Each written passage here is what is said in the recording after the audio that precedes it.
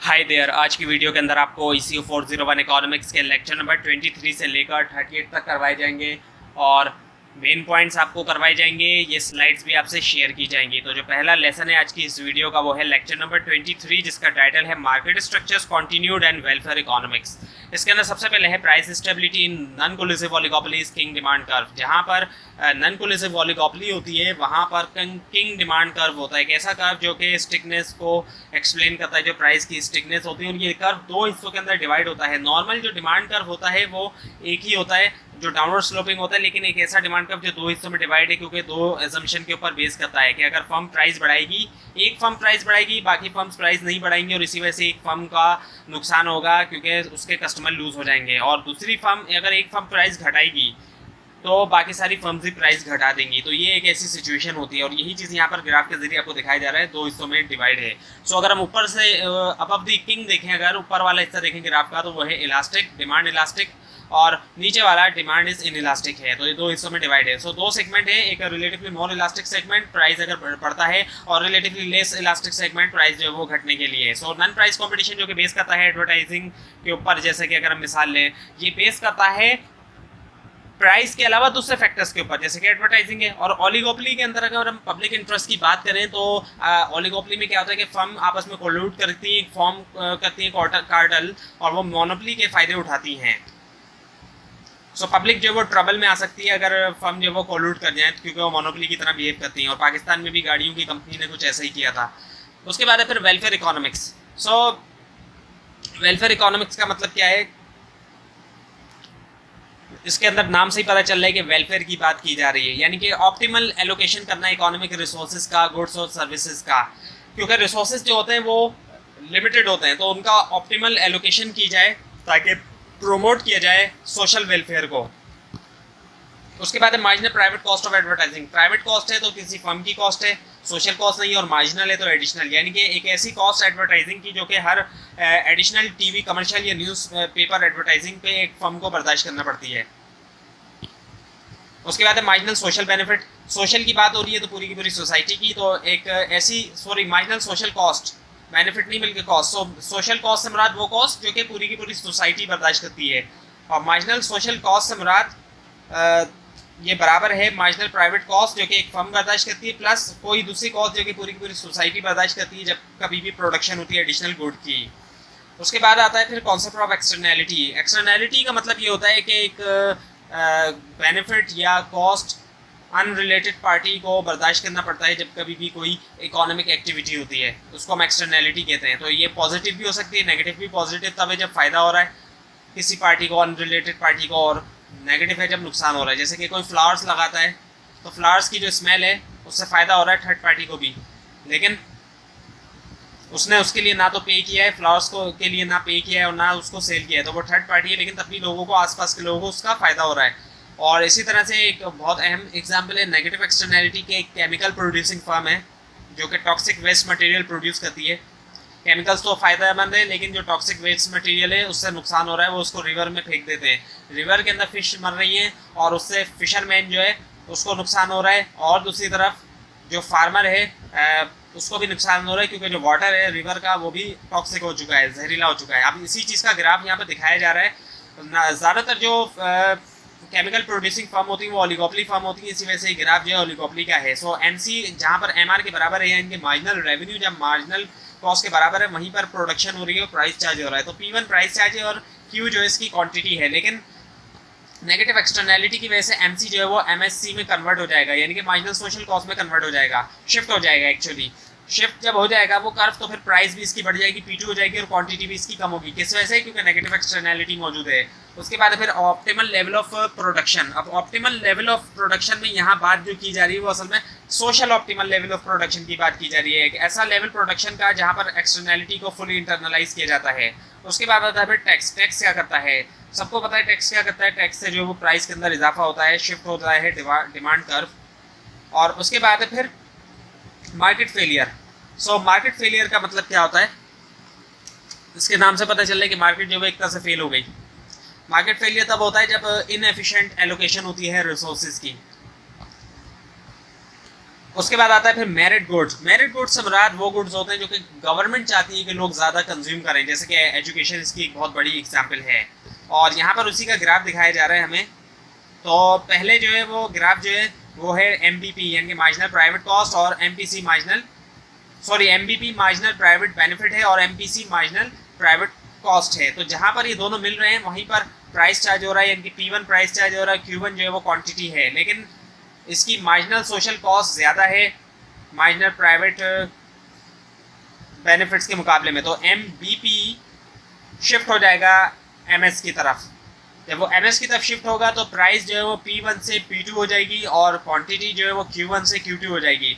अब यहाँ पर प्राइस भी बढ़ गई और इसकी क्वांटिटी भी बढ़ गई, लेकिन क्योंकि ये मेरिट गुड है तो यहाँ पर गवर्नमेंट जो है वो सब्सिडी देगी, तो प्राइस जो अब चार्ज होंगे वो चार्ज L के ऊपर नहीं होंगे, वो S के ऊपर चार्ज होगा, और S के ऊपर जब प्राइस चार्ज होगा तो वो P2 की जगह P0 प्राइस चार्ज होगा, और क्वांटिटी जो है इसकी Q2 देगी, यानी कि क्वांटिटी भी ज़्यादा रहेगी और प्राइस भी कम चार्ज होगा, क्योंकि गवर्नमेंट यहाँ पर सब्सिडी देगी, और जितने भी मेरिट गुड्स होते हैं वहाँ पर गवर्नमेंट जो है वो सब्सिडी देती है इस वजह से, जैसे कि एजुकेशन है, और एजुकेशन की ही एग्जाम्पल यहाँ पर दी जा रही है। उसके बाद है फिर पब्लिक गुड। पब्लिक गुड्स वो गुड्स होते हैं जो कि जिनके अंदर दो चीज़ें पाई जाती हैं, या तो वो नन एक्सक्लूडेबल भी होते हैं और नन राइवल भी होते हैं। पब्लिक गुड का बेनिफिट जो फ़ायदा होता है वो पूरी की पूरी कम्युनिटी को होता है। ऐसा नहीं होता कि किसी एक दो शख्स को हो, पूरी की पूरी कम्युनिटी इसका फ़ायदा उठाती है। और इसी चीज़ को यहाँ आगे बताया जा रहा है कि ये नन राइवल हैं और नन एक्सक्लूडेबल हैं। नन राइवल का मतलब ये है कि एक शख्स अगर इसको इस्तेमाल करता है तो एक शख्स के इस्तेमाल करने से ये नहीं होता कि इसके अंदर कमी आ जाती है। एक शख्स ने इस्तेमाल किया तो दूसरा जब इस्तेमाल करेगा तो उसमें कमी आएगी, ऐसा नहीं होता। जैसे कि स्ट्रीट लाइट्स, इसकी अगर एग्जांपल ली जाए तो जितने भी लोग गुजर रहे हैं स्ट्रीट लाइट से, एक ने अगर स्ट्रीट लाइट से एक शख्स गुजरा तो ये नहीं है कि कम हो गई लाइट दूसरे के लिए। और इसी तरह नन एक्सक्लूडेबल भी है, ऐसा भी नहीं है कि एक अगर इस्तेमाल कर लेता है तो दूसरा जो है इस्तेमाल ना करे, ऐसा भी नहीं होता। यानी कि किसी को निकाला भी नहीं जा सकता, ऐसा भी नहीं है कि एक के लिए है दूसरे के लिए नहीं है। और इसकी एक बहुत और एग्जांपल है, जो अच्छी एग्जांपल है वो है नेशनल डिफेंस की। नेशनल डिफेंस के अंदर जितनी भी चीज़ें हैं ये तमाम चीज़ें इसमें आ जाती हैं, तो ये तमाम चीज़ें इसके अंदर शामिल हैं पब्लिक गुड में। तो ये हुआ लेसन नंबर 23 कंप्लीट यहाँ पर।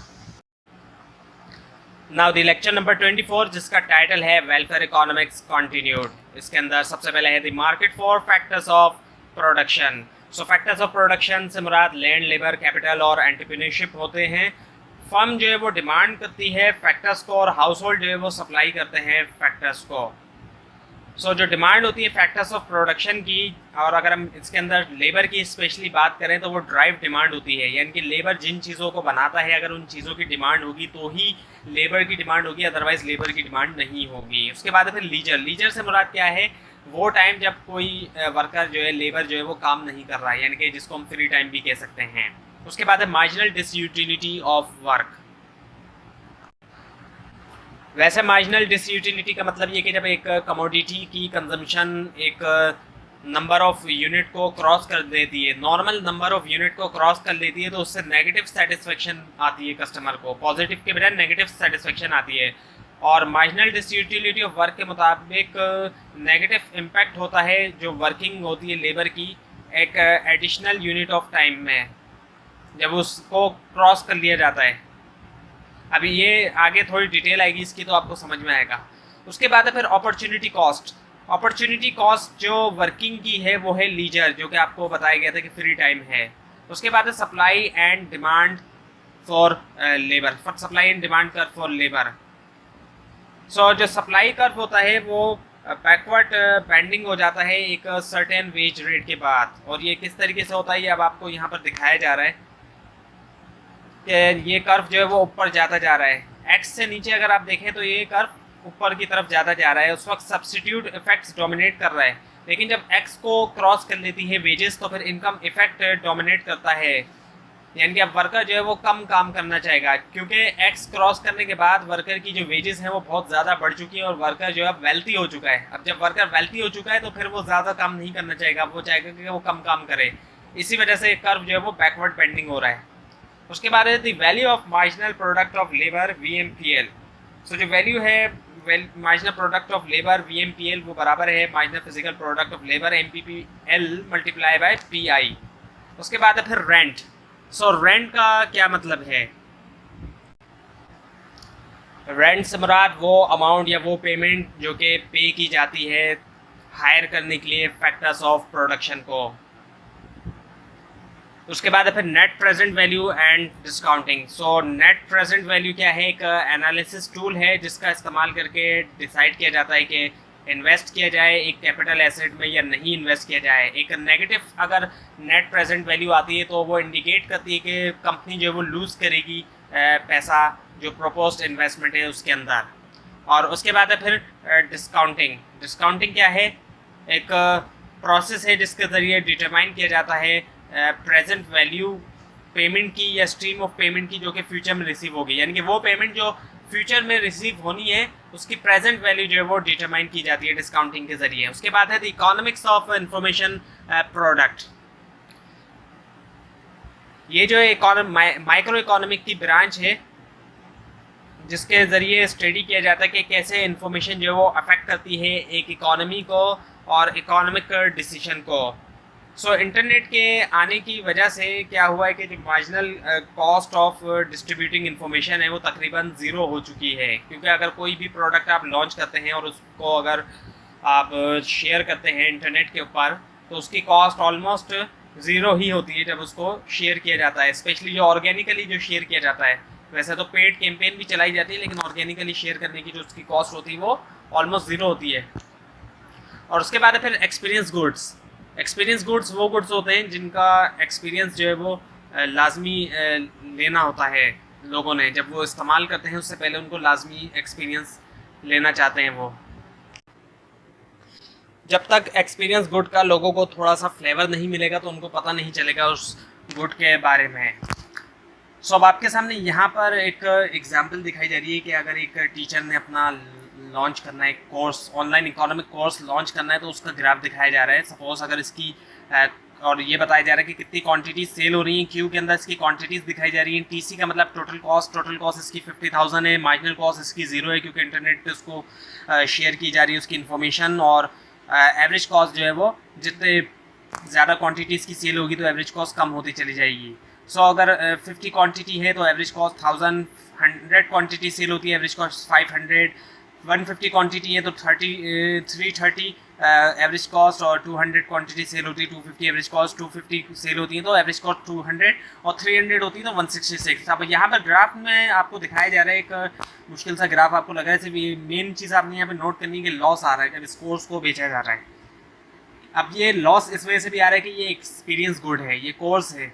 कोर्स जब तक कोई नहीं खरीदेगा जब तक एक्सपीरियंस नहीं होगा, जो लोग कोर्स खरीदने वाले हैं उनको जब तक एक्सपीरियंस नहीं होगा तो उनको एक्सपीरियंस कराया जाए, इस लॉस को प्रॉफिट में कन्वर्ट किया जा सकता है, उनको एक्सपीरियंस कराया जाए। जैसे कि आपको पीछे एक्सपीरियंस गुड के बारे में बताया जा रहा है, उनको थोड़ा फ्लेवर दिया जाए इस गुड का, और वो इस तरीके से दिया जाएगा कि कुछ जो लेसन हैं शुरू के स्पेशली वो लेसन्स फ्री में दिए जाएँ ताकि लोगों को पता चल सके कि ये कोर्स किस तरह का है, किस लेवल का ये कोर्स है और इंस्ट्रक्टर कैसा है।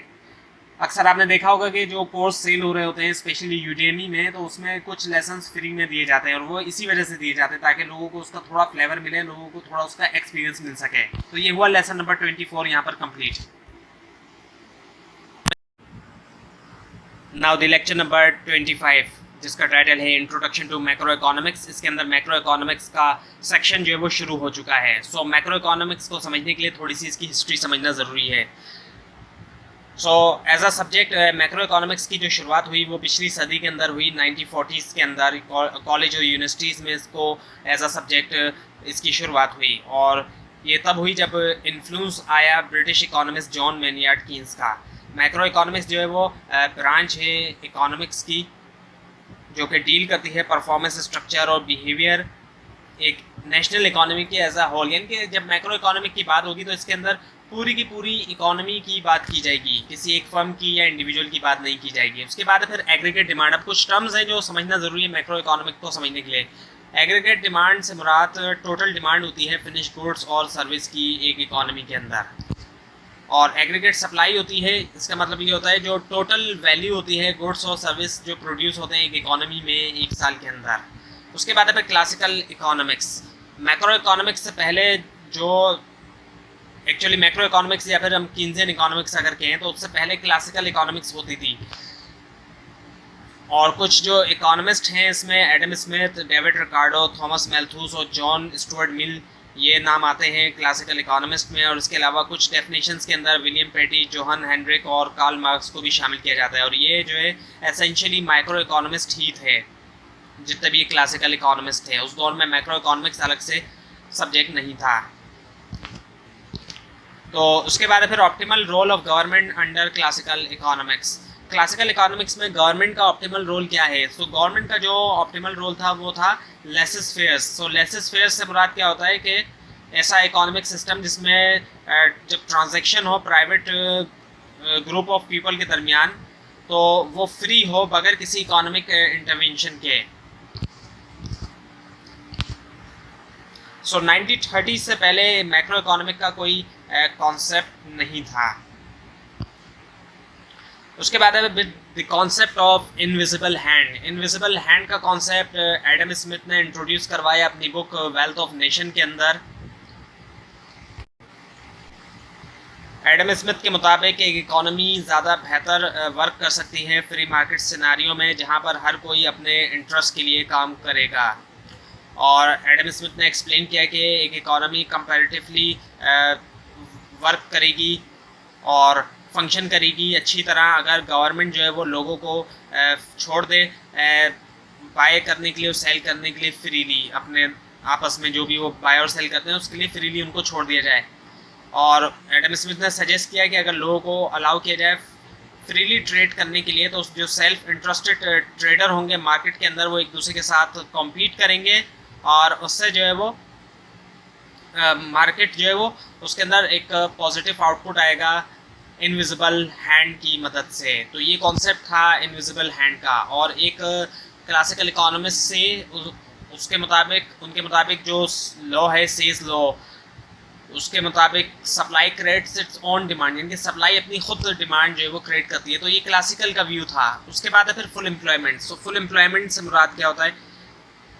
एक ऐसा लेवल ऑफ एम्प्लॉयमेंट जहाँ पर वर्चुअली हर कोई जो जॉब करना चाहता है, काम करना चाहता है एक्चुअली, उसको काम मिल जाता है प्रिवेलिंग वेज रेट के ऊपर। उसके बाद है the classical view about great depression. Classical economist का ग्रेट डिप्रेशन के बारे में क्या व्यू था?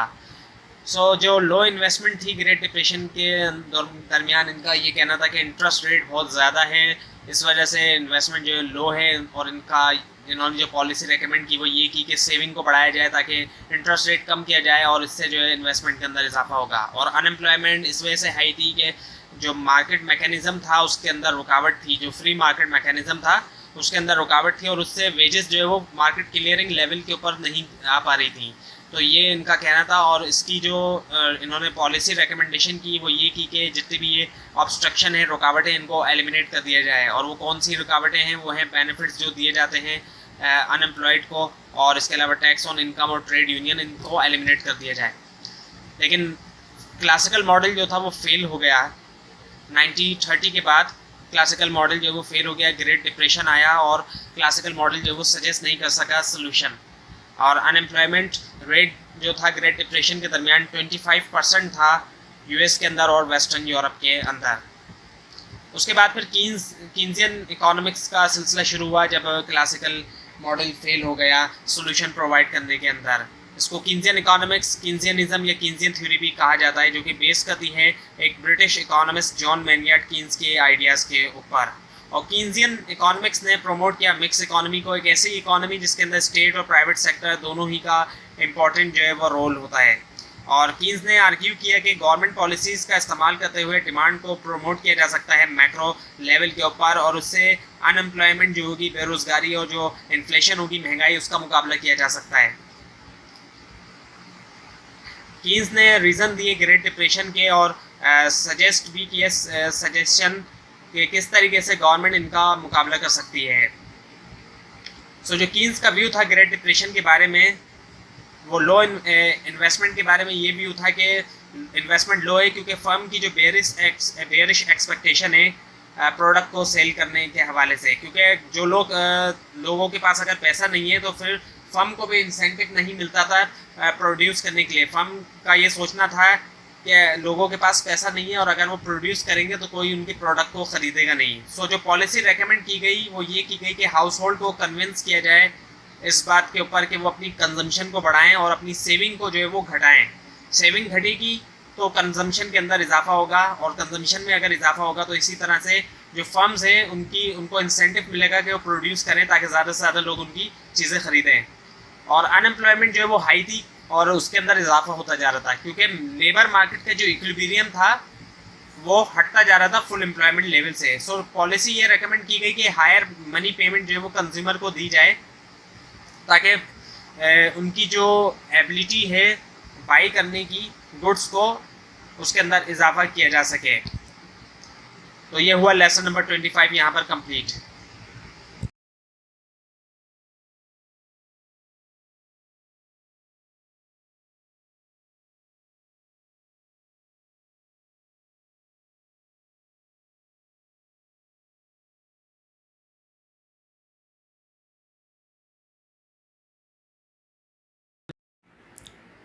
Now the lecture number 26 introduction to macro economics continued. इसके अंदर भी मैक्रो इकोनॉमिक्स का इंट्रोडक्शन चल रहा है। So differences between classical and Keynesian economics, इनके दरमियान डिफरेंसेस पाए जाते हैं जो क्लासिकल इकोनॉमिक्स हैं और कीन्सियन इकोनॉमिक्स हैं। और इन डिफरेंसेस को 3 तरीक़ों से आपको समझाया जाएगा, लेबर मार्केट के जरिए, मार्केट फॉर लोनेबल फंड्स और एग्रीगेट डिमांड और सप्लाई के जरिए। तो लेबर मार्केट का जो क्लासिकल व्यू है, क्लासिकल्स के मुताबिक लेबर मार्केट से मुराद वो मार्केट जो लेबर्स की होती है, वर्कर्स की जो मार्केट है। अगर एक्सेस सप्लाई होती है लेबर्स की लेबर मार्केट में तो मार्केट मैकेनिज्म की वजह से जो प्राइस है लेबर की यानी कि जो वेजेस हैं लेबर की वो गिर जाएंगी और गिरने की वजह से लेबर की डिमांड के अंदर इजाफा होगा और मार्केट जो है वो क्लियर होगी, यानी कि जो एक्सेस सप्लाई है लेबर की वो ख़त्म हो जाएगी, अनएम्प्लॉयमेंट ख़त्म हो जाएगी एक तरह से। सो अब यहाँ पे ग्राफ के अंदर आपको क्लासिकल व्यू दिखाया जा रहा है। एसएल जो है वो सप्लाई ऑफ लेबर है और डीएल जो है वो डिमांड ऑफ लेबर है। सो डिमांड शॉक जब आता है तो डीएल स्टार जो है वो डीएल प्राइम में शिफ्ट हो जाता है, डीएल स्टार से डीएल प्राइम हो जाता है डिमांड ऑफ लेबर का कर्व। और उससे क्या होता है कि वेजेस जो है वो डब्ल्यू स्टार से डब्ल्यू प्राइम पे आ जाती हैं। जब वेजेस आ जाएंगी तो उससे क्या होगा कि दोबारा जो है वो वेज जो इजाफा होगा डिमांड के अंदर लेबर की, उसके अंदर इजाफा होना शुरू हो जाएगा। जब इजाफा होगा लेबर की डिमांड में तो डीएल प्राइम दोबारा डीएल स्टार की तरफ हो जाएगा शिफ्ट और उससे जो है वो अनएम्प्लॉयमेंट जो है वो ख़त्म हो जाएगी।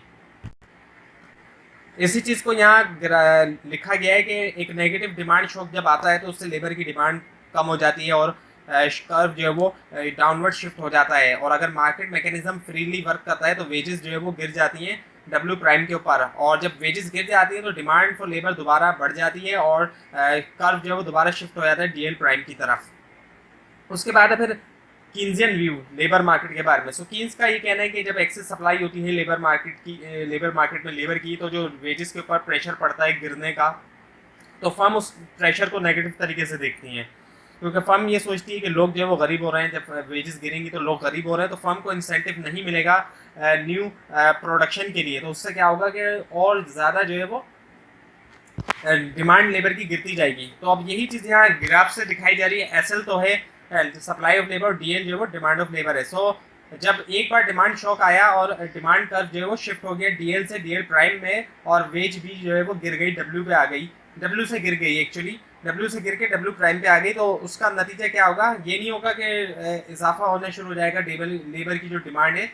कीन्स का कहना है कि उल्टा होगा, यहाँ पर फर्म्स जो है वो उनको इंसेंटिव नहीं मिलेगा प्रोड्यूस करने के लिए, क्योंकि फर्म ये सोचेगी कि लेबर के पास पैसा नहीं है तो फर्म जो है वो लेबर को एज अ कस्टमर देखेगी और ये देखेगी कि जब कस्टमर के पास पैसा नहीं है तो उसको प्रोड्यूस करने का कोई फ़ायदा नहीं होगा और फिर इससे लेबर की डिमांड और गिरेगी, यानी कि डीएल प्राइम से वो डीएल डबल प्राइम हो जाएगा और फिर इससे वेजेस भी गिरती जाएगी। तो ये सिलसिला चलता रहेगा। तो ये कहना है कीन्स का और इसी चीज़ को यहाँ दिखाया जा रहा है, सॉरी यहाँ लिखा हुआ है, इसकी डिटेल अगर आप पढ़ना चाहें तो उसको पढ़ लें।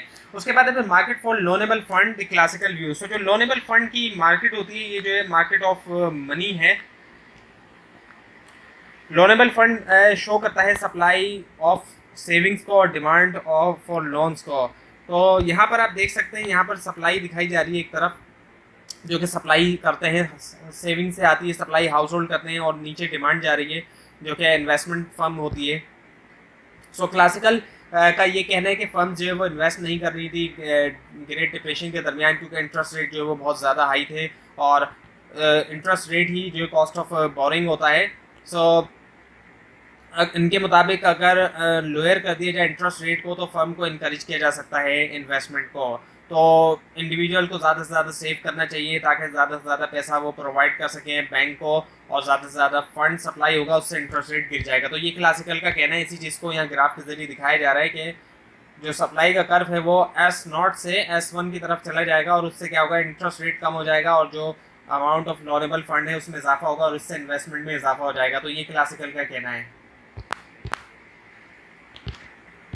लेकिन जो कीन्स का व्यू है लोनेबल फंड्स के बारे में, कीन्स का व्यू ये है कि जब सप्लाई को बढ़ाया जाएगा और इंटरेस्ट रेट को कम किया जाएगा तो उससे एक और चीज़ होगी, और वो क्या होगी कि डिमांड कर्व भी शिफ्ट कर जाएगा D1 की तरफ, क्योंकि डिमांड के अंदर भी कमी आएगी। जब लोग ज़्यादा से ज़्यादा पैसा सेव करेंगे तो उनकी जो डिमांड है वो भी कम हो जाएगी, और डिमांड कम होने की वजह से जो डिमांड कर्व है वो भी शिफ्ट हो जाएगा। तो ये कीन्स का व्यू है। क्लासिकल ने इस पॉइंट को इग्नोर कर दिया था। उसके बाद फिर एग्रीगेट डिमांड। अब एग्रीगेट डिमांड क्या होती है? ये टोटल डिमांड होती है फाइनल गुड्स और सर्विसेज की एक इकोनॉमी के अंदर। और एग्रीगेट डिमांड एक ऐसी चीज़ है जो कीन्सियन और क्लासिकल के अंदर दोनों के अंदर सेम है, यानी कि डाउनवर्ड स्लोपिंग कर्व है। ये एक ऐसी चीज़ है जो दोनों के अंदर सेम पाई जाती है, फर्क नहीं है। जबकि एग्रीगेट जो सप्लाई कर्व है उसके अंदर फर्क है।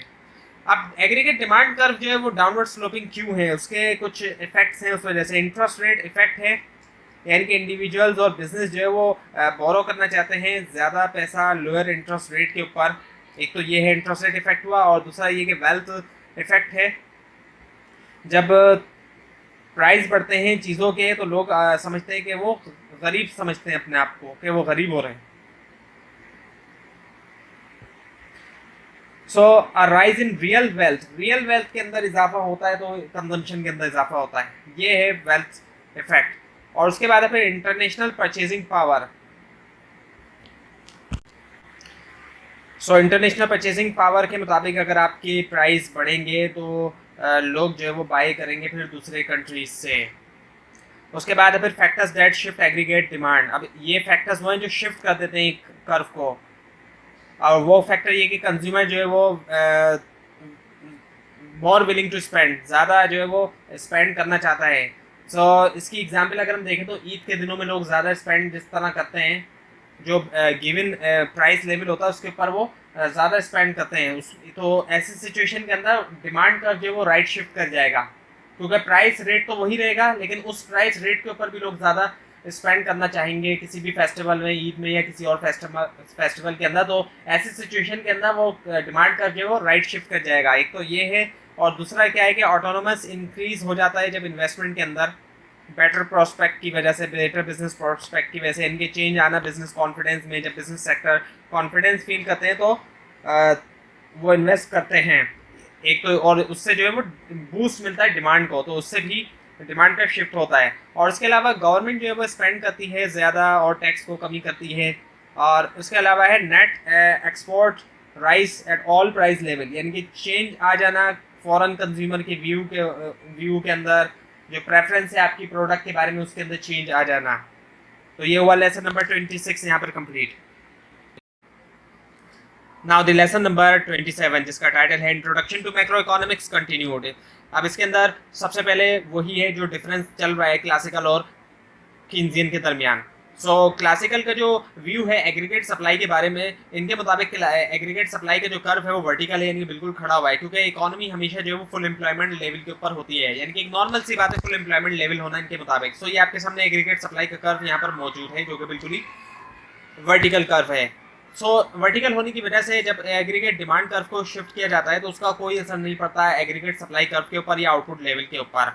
और जब कभी भी एग्रीगेट डिमांड कर्व को शिफ्ट किया जाएगा तो उससे इन्फ्लेशन के ऊपर ये असर पड़ेगा, यानी महंगाई के ऊपर ये असर पड़ेगा, आउटपुट के ऊपर कोई फर्क नहीं पड़ेगा। और अगर आउटपुट को बढ़ाना चाहता है कोई, इकोनॉमी के अंदर आउटपुट को बढ़ाया जाए तो उसका एक ही तरीका है, और वो ये कि एग्रीगेट सप्लाई कर्व को शिफ्ट कर दिया जाए। और उसको शिफ्ट किया जा सकता है नए रिसोर्सेज की अवेलेबिलिटी से, टेक्नोलॉजी से और वेज रेट से। अब आपके सामने यहाँ पर दिखाया जा रहा है कि एग्रीगेट डिमांड कर्व 80 नोट से 81 होता है और फिर 82 होता है। इसका एग्रीगेट सप्लाई पे कोई फर्क नहीं पड़ रहा, सिर्फ प्राइस के अंदर इजाफा होता जा रहा है। P नोट से P1 हुआ फिर P2 होगा, और इसी तरह और अगर एग्रीगेट डिमांड बढ़ाई जाएगी तो और ज़्यादा प्राइस बढ़ते चले जाएंगे। और जो कीन्जियन व्यू है, कीन्जियन व्यू बिल्कुल अलग है, इसके बिल्कुल मुखालिफ है। कीन्जियन व्यू ये कि एग्रीगेट सप्लाई कर्व दो हिस्सों में बटा हुआ है। एक तो हॉरिजॉन्टल हिस्सा है जो कि फुल एम्प्लॉयमेंट से पहले का है। फुल एम्प्लॉयमेंट से पहले हॉरिजॉन्टल होता है और फुल एम्प्लॉयमेंट के बाद जो है कर्व अपवर्ड स्लोपिंग हो जाता है। तो आपके सामने यहाँ पर मौजूद है, इसके दो सेगमेंट आप देख सकते हैं। एक हिस्सा हॉरिजॉन्टल है, एक्स से पहले वाला हॉरिजॉन्टल, और एक्स के बाद वाला अपवर्ड स्लोपिंग है जो ऊपर की तरफ जाया जा रहा है। तो जब एग्रीगेट डिमांड कर्व को शिफ्ट किया जाता है तो उसका असर आउटपुट पे पड़ता है। यहाँ पे आउटपुट पे इजाफा होगा। जब एग्रीगेट डिमांड कर्व को शिफ्ट किया जाएगा राइट, तो उससे आउटपुट के अंदर इजाफा होगा और प्राइस नहीं बढ़ेंगे फुल एम्प्लॉयमेंट से पहले। फुल एम्प्लॉयमेंट से पहले बिल्कुल भी प्राइस नहीं बढ़ेंगे, लेकिन जब फुल एम्प्लॉयमेंट हो जाएगी तो उसके बाद आउटपुट बढ़ेगा लेकिन प्राइस बहुत ज़्यादा बढ़ते जाएंगे। तो यही आपको यहाँ पर दिखाया जा रहा है कि डिमांड कर्व जो है 80 कर्व 81 से 82 हुआ और फिर 83 हो गया। तो 83 के अंदर 81 से जब 82 हुआ तो प्राइस के अंदर इजाफा नहीं हुआ, लेकिन जब 83 की तरफ जाएगा तो प्राइस के अंदर भी इजाफा होगा, लेकिन आउटपुट तब भी बढ़ रहा है। तो ये कीन्सियन व्यू है। सो उसके बाद कीन्स डिमांड मैनेजमेंट पॉलिसीज। तो जो कीन्स की डिमांड मैनेजमेंट पॉलिसीज थी, कई सारी गवर्नमेंट ने उसको प्रैक्टिस किया और रिसेशन के दरमियान गवर्नमेंट ने अपनी जो स्पेंडिंग थी उसको इंक्रीज़ किया और प्राइवेट सेक्टर को भी एनकरेज किया। और जब बूम का पीरियड आया तो उसका अपोजिट हुआ और कीन्स की पॉलिसीज़ अच्छी तरह से काम करी, लेकिन ऐसी सिचुएशन में फेल हो गई कीन्स की पॉलिसीज़ जब प्राइस और अनएम्प्लॉयमेंट दोनों एक साथ बढ़ना शुरू हो गई। यानी कि बेरोज़गारी भी बढ़ी एक तरफ और एक तरफ महंगाई भी बढ़ी, दोनों एक साथ बढ़ी। और ऐसा हुआ 1970s के दरमियान जब दो प्राइस ऑयल शॉक आए और स्टैगफ्लेशन शुरू हो गया। स्टैगफ्लेशन ऐसी सिचुएशन जब महंगाई और बेरोज़गारी दोनों एक साथ बढ़ती हैं। और फिर जब कीन्जियन इकोनॉमिस्ट फेल हो गए उसका सोल्यूशन प्रोवाइड करने में स्टैगफ्लेशन का, तो मॉनेटरिस्ट स्कूल ऑफ थॉट आया। मॉनेटरिस्ट को मिल्टन फ्राइडमैन ने लीड किया इस स्कूल ऑफ थॉट को और एक्सप्लेन किया इन्फ्लेशन और अनएम्प्लॉयमेंट को। सो मॉनेटरिस्ट के मुताबिक इन्फ्लेशन जो है वो हर जगह जो है वो मॉनेटरी फिनोमेना है, यानी कि जब कभी भी एक्सेस सप्लाई होती है मनी की तो इन्फ्लेशन होता है, यानी कि महंगाई होती है। उसके बाद है the real business school cycle. So real business school cycle की जो थ्योरी है ये एक्सप्लेन करती है शॉर्ट रन इकोनॉमिक फ्लक्चुएशंस को, जो कि बेस्ड करती है असम्पशन पे क्लासिकल इकोनॉमी के। और उसके बाद है the rational expectations school. So rational expectation जो एक इकोनॉमी थ्योरी है जो कि स्टेट करती है कि इंडिविजुअल जो है वो डिसीजन लेते हैं बुनियाद के ऊपर, उस बेस के ऊपर जो कि decision based on the best available information in the market, जो बेस्ट अवेलेबल इंफॉर्मेशन है मार्केट के अंदर, और वो सीखते हैं जो पास्ट ट्रेंड है उससे। यानी इंडिविजुअल्स जो डिसीजन लेते हैं वो बेस करता है बेस्ट अवेलेबल इंफॉर्मेशन के ऊपर जो मार्केट के अंदर है, और वो सीखते हैं पास्ट ट्रेंड से। उसके बाद है new classical economics. So new classical economics जो एक ब्रॉड थ्योरी जो कि फोकस करती है डिमांड और सप्लाई के ऊपर एज अ ड्राइविंग फोर्स, जो कि पीछे है प्रोडक्शन के, प्राइसिंग के और कंजम्पशन के गुड्स और सर्विसेज की। और आखिर में है फिर नियो कीन्जियन स्कूल। सो ये जो थ्योरी ये फोकस करती है इकोनॉमिक ग्रोथ के ऊपर और स्टेबिलिटी के ऊपर, ना कि फुल एम्प्लॉयमेंट के ऊपर। तो ये हुआ लेसन नंबर 27 कंप्लीट। अब है लेक्चर नंबर 28 जिसका टाइटल है macro economic data and national income accounting. तो इसके अंदर सबसे पहले the use of macro economic data. अब एक कोटेशन है कि झूठ होते हैं उससे भी बड़े झूठ होते हैं, और फिर आता है स्टैटिस्टिक्स। यानी स्टैटिस्टिक्स के जरिए बड़े से बड़ा झूठ भी बोला जा सकता है, यानी कि डेटा को मिसरिप्रेजेंट किया जाता है और मैनिपुलेट किया जाता है। तो आज 8 चीज़ें हैं जो आप समझ के अंदाज़ा लगा सकते हैं किस तरीके से डेटा को मिसरिप्रेजेंट किया जाता है। पहली चीज़ ये कि डेटा को सिलेक्टिवली यूज़ किया जाता है, अपनी मर्जी का डेटा लिया जाता है, चेरी पिकिंग की जाती है एक तरह से। तो इसके अंदर क्या होता है, जैसे कि इन्फ्लेशन जो है ओवरऑल इन्फ्लेशन है, तमाम चीज़ों की कीमतें बढ़ रही हैं, लेकिन फूड इन्फ्लेशन जो है वो कम हो रहा है, खाने पीने की अशिया की चीज़ों में सिर्फ कमी आ रही है, सिर्फ उन चीज़ों में तो दिखाया जाएगा कि ओवरऑल जो है सस्ताई हो रही है, ये दिखाया जाएगा। और दूसरी चीज़ ये कि ग्राफ जो है वो वर्टिकल और हॉरिजॉन्टल इसके अंदर स्केल्स होते हैं, यानी कि वर्टिकल जो है वाई एक्सिस, हॉरिजॉन्टल जो है एक्स एक्सिस होता है। तो अगर इन स्केल्स को छोटा कर दिया जाएगा तो जो चीज़ कम है वो ज़्यादा दिखेगी। तो किसी भी चीज़ को बड़ा दिखाने के लिए स्केल को छोटा किया जा सकता है और किसी भी चीज़ को छोटा दिखाने के लिए स्केल को बड़ा किया जा सकता है।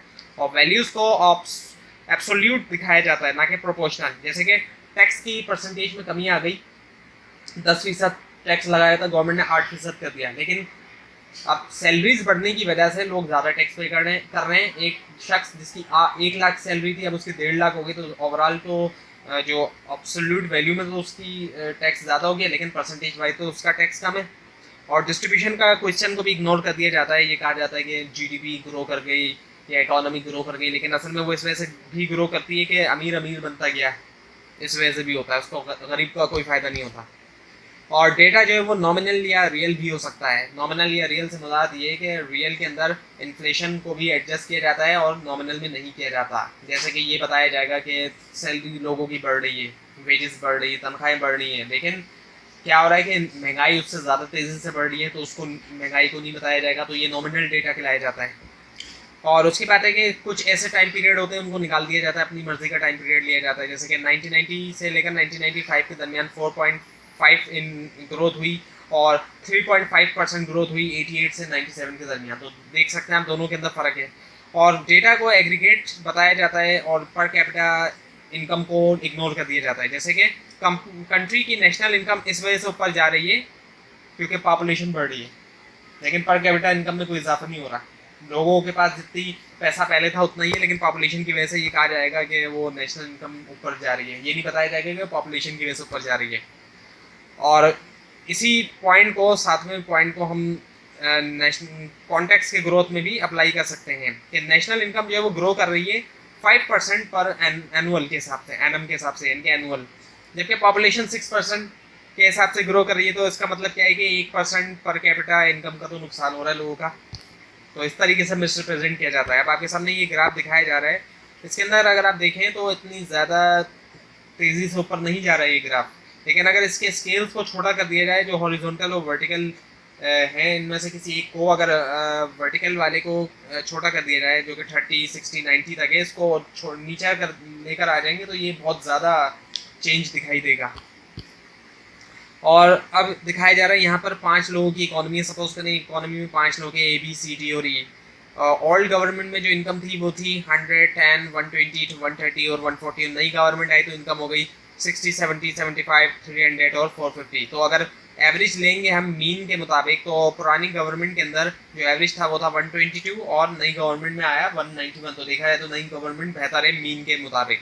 लेकिन अगर मीडियन लेंगे तो 120 पुरानी गवर्नमेंट में और नई गवर्नमेंट में सिर्फ 75। तो देखा जाए तो मीडियन के मुताबिक नई गवर्नमेंट की जो कारकर्दगी है वो ख़राब है। क्यों? क्योंकि नई गवर्नमेंट में असल में ज़्यादा लोग गरीब हो गए। 3 लोग गरीब हो गए नई गवर्नमेंट में, और जो 2 लोग हैं सिर्फ वो 2 लोग अमीर हुए हैं। तो इस तरीके से भी मिसरिप्रेजेंट किया जाता है डेटा को। उसके बाद है फिर national income accounting, gross domestic product. So gross domestic product क्या है? टोटल अमाउंट है फाइनल गुड्स और सर्विस का जो प्रोड्यूस होता है एक इकोनॉमी में एक पीरियड ऑफ टाइम, यानी यूजुअली 1 साल के अंदर। उसके बाद है स्टॉक और फ्लो का कॉन्सेप्ट। स्टॉक क्या है? इसको मेजर किया जाता है कि स्पेसिफिक टाइम में, और ये रिप्रेजेंट करता है एग्जिस्टिंग क्वांटिटी उस पॉइंट ऑफ टाइम के अंदर। और इसके अलावा फ्लो होता है। फ्लो जो है वो क्या है? डिफरेंस है या चेंजेस है कमोडिटी या एसेट के अंदर। सो उसके बाद है फिर methods of measuring GDP. GDP को मेजर करने के 3 तरीके हैं। एक तो प्रोडक्ट या वैल्यू एडेड मेथड होता है, जिसके अंदर सम किया जाता है वैल्यू एडेड को, जो वैल्यू एड करती हैं जो भी प्रोडक्टिव एंटिटीज़ होती हैं इकोनॉमी के अंदर।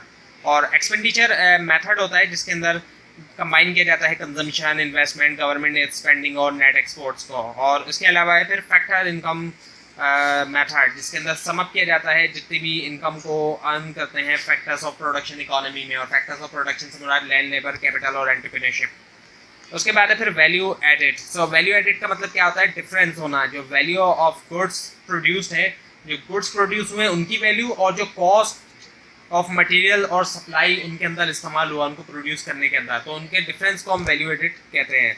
उसके बाद है फिर फाइनल एंड इंटरमीडिएट गुड्स। तो फाइनल गुड्स तो वो गुड्स होते हैं जो कि डायरेक्ट यूज़ करता है एंड कंज्यूमर बगैर उसके ऊपर फर्दर प्रोसेस किए बगैर, और इंटरमीडिएट वो होते हैं जिनके ऊपर फर्दर प्रोसेसिंग होती है।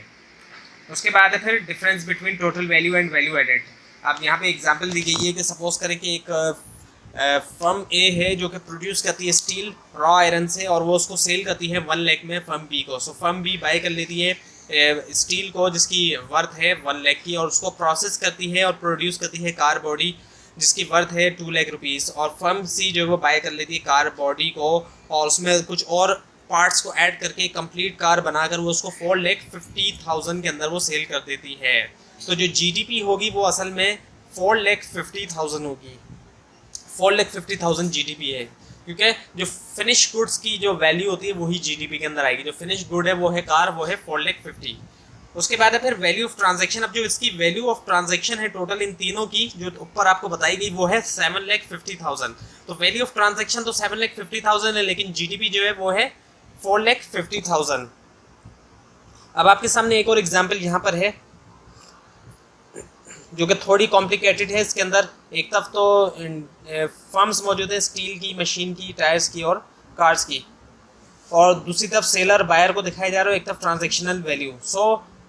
सबसे पहली स्टील जो प्रोड्यूसर होता है वो मशीन प्रोड्यूसर को सेल करता है 1 लाख के अंदर स्टील, और फिर दूसरे में स्टील प्रोड्यूसर ही सेल करता है कार प्रोड्यूसर को 3 लाख के अंदर, और मशीन प्रोड्यूसर सेल करता है कार प्रोड्यूसर को 2 लाख के अंदर, और टायर प्रोड्यूसर सेल करता है कार प्रोड्यूसर को टायर 50,000 के अंदर, और आखिर में कार प्रोड्यूसर कंज्यूमर को जो कार सेल कर रहा है वो सेल कर रहा है 5 लाख के अंदर। और जो टोटल वैल्यू ऑफ ट्रांजैक्शन यहाँ पे आई है वो आई है 11,50,000। So total value of transaction तो 11,50,000 है, लेकिन जीडीपी यहाँ पे क्या होगी? जीडीपी है यहाँ पर 5 लाख, क्योंकि 5 लाख जो है वो फिनिश प्रोडक्ट की वैल्यू है, जो कार की वैल्यू है वो है 5 लाख।